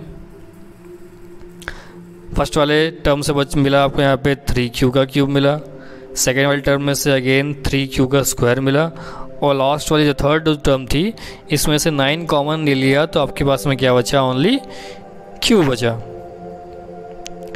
और लास्ट में जो ब्रैकेट के बाहर क्या मिला आपको, +1। अब देखिए अब जो ब्रैकेट के अंदर जो क्वांटिटी है इनको हम लोग एज्यूम कर लेंगे m। तो देखिए हमने यहाँ लिख दिया where m = 3q³ + 3q² + q। ठीक है, तो हमने क्या लिया, इसके ब्रैकेट के प्लेस पे हमने लिख दिया m। तो हमें क्या मिल गया यहाँ पे 9m + 1। इसको हमने मान लिया यहाँ पे सेकेंड इक्वेशन। इसी टाइप से हम लोग अगर r की वैल्यू अगर हम लोग यहाँ पे 2 पुट करें तो हमें क्या मिलेगा, late us see the third case. So students हमारे पास में थर्ड केस है, हमने लिखा है यहाँ पे अगेन इफ़ r = 2। अगर हम लोग यहाँ पे r की वैल्यू 2 पुट करते हैं तो हमें क्या मिलेगा, तो हमको पता है अच्छे से यहाँ पे a = क्या था, bq + r था। ठीक है, अब b की प्लस था आपके इसमें 3 और r की प्लस पे क्या पुट कर दिया हमने यहाँ पे 2, तो आपको कितना मिल गया, a = 3q + 2 मिल गया। अब करना क्या है आपको, अगेन सेम प्रोसेस रिपीट करनी है, क्यूबिंग बोथ साइड। अब दोनों साइड हम लोग क्यूब करेंगे तो हमें क्या मिलेगा, सिंपल है, हम लिख दिया यहाँ पे लेफ्ट हैंड साइड में हो गया a³ = 3q + 2 का होल क्यूब। अब अगेन हमें यहाँ पे सेम आइडेंटिटी अप्लाई करनी है जो उसके पहले हमने अप्लाई करी थी, दैट मीन्स a + b का होल क्यूब। तो क्या मिलेगा, a³ + 3a² b + 3ab का स्क्वायर + b³। अब इसे स्टेप बाय स्टेप अप्लाई करना पड़ेगा। तो इस केस में a क्या हो जाएगा आपके पास में 3q हो जाएगा और b हो जाएगा 2। अब पुट करते हैं हम लोग इसकी वैल्यूज़ इस आइडेंटिटी में। तो यहाँ पे क्या लिखा हुआ है, पहले नंबर पे लिखा हुआ है a³, तो a³ मतलब 3q का क्यूब कर देंगे, तो हमने यहाँ लिख दिया 3q का होल क्यूब। उसके बाद बारी आती है +3a² b, तो हमने लिखा है पहले 3 लिखा, a² मतलब 3q का स्क्वायर, फिर इनके बीच में है उसके आगे है b। अब इनके बीच में सिंबल नहीं मतलब वो मल्टीप्लाई है, तो हम लिखा है मल्टीप्लाई, b की वैल्यू पुट कर दी हमने यहाँ पे 2। अब आगे लिखा हमने प्लस के आगे क्या है 3ab का स्क्वायर, मतलब यहाँ पे b पे स्क्वायर है, a पे स्क्वायर नहीं है, तो हमने लिखा है यहाँ पे 3 मल्टीप्लाई a था, तो हमने a की वैल्यू पुट कर दी 3q। यहाँ लिखा हुआ है b का स्क्वायर मतलब 2 का स्क्वायर, क्योंकि b की वैल्यू 2 है। अब लास्ट में लिखा हुआ है b³ मतलब 2 का क्यूब, तो हमने यहाँ पे 2 का क्यूब कर दिया है। तो हमने क्या करी, जो वैल्यूज़ थी a और b की हमने इस आइडेंटिटी में पुट करी। अब इसको करेंगे सिंप्लीफाई। सो पहला जो टर्म था 3q का क्यूब था, इसको 3 का क्यूब निकालेंगे तो 27 हो जाएगा, और ये q को 3 टाइम मल्टीप्लाई करेंगे तो वो q का क्यूब रहेगा। अब इसको मल्टीप्लाई करते हैं, सेकेंड टर्म को सॉल्व करते हैं हम लोग। तो क्या लिखा हुआ है 3 × 3q का स्क्वायर × 2। तो पहले हम लोग जो डिजिट्स के फॉर्म में है उसको सॉल्व करते हैं। तो पहले मिडिल वाला टर्म यहाँ पे दिया हुआ है 3 का स्क्वायर दिया हुआ है, ठीक है। तो जब ब्रैकेट को बाहर निकालेंगे तो हो जाएगा यहाँ पे 3 × 3 9 हो जाएगा। अब 9 × 3 करेंगे तो 27 × 2 करेंगे तो आपको मिल जाएगा 54। ओके, अब ये q², अब यहाँ पे लिखा हुआ है q का स्क्वायर, तो जो q का स्क्वायर करेंगे मतलब पावर 2 हो जाएगा यहाँ पे, तो q का स्क्वायर ही रहेगा। अब थर्ड टर्म को सॉल्व करते हैं हम लोग। तो थर्ड टर्म में क्या दी हुई है, यहाँ लिखा हुआ है 3 × 3 × 2 का स्क्वायर। तो पहले 2 का स्क्वायर कर लेते हैं। तो 2 का स्क्वायर हो जाएगा 4, 4 इंटू 3 करेंगे मिल जाएगा आपको 12, 12 इंटू 3 करेंगे तो आपको मिल जाएगा 36। और यहाँ पे जो क्यू रहेगा वो एज इट इज़ रहेगा, तो 36 क्यू मिल गया आपको। और लास्ट वाली जो टर्म है यहाँ पे क्या लिखा हुआ है, 2 का क्यूब लिखा हुआ है। तो 2 को हम लोग 3 टाइम्स मल्टीप्लाई करेंगे तो कितना मिल जाएगा, 2 into 2 into 2, like that, 2 two जा 4, 4 टू जा 8। तो आपको यहाँ पे लास्ट में मिल गया 8 मिल गया।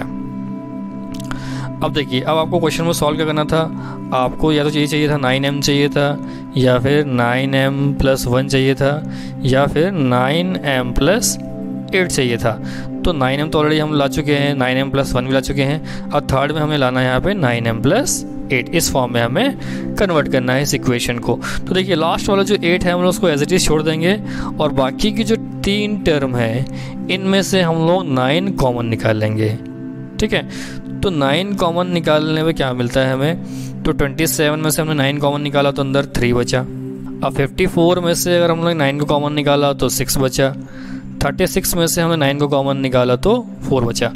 तो क्या मिल गया आपको, 3q का क्यूब मिला, प्लस 6q का स्क्वायर, प्लस 4q, ये हमने ब्रैकेट के अंदर लिख दिया।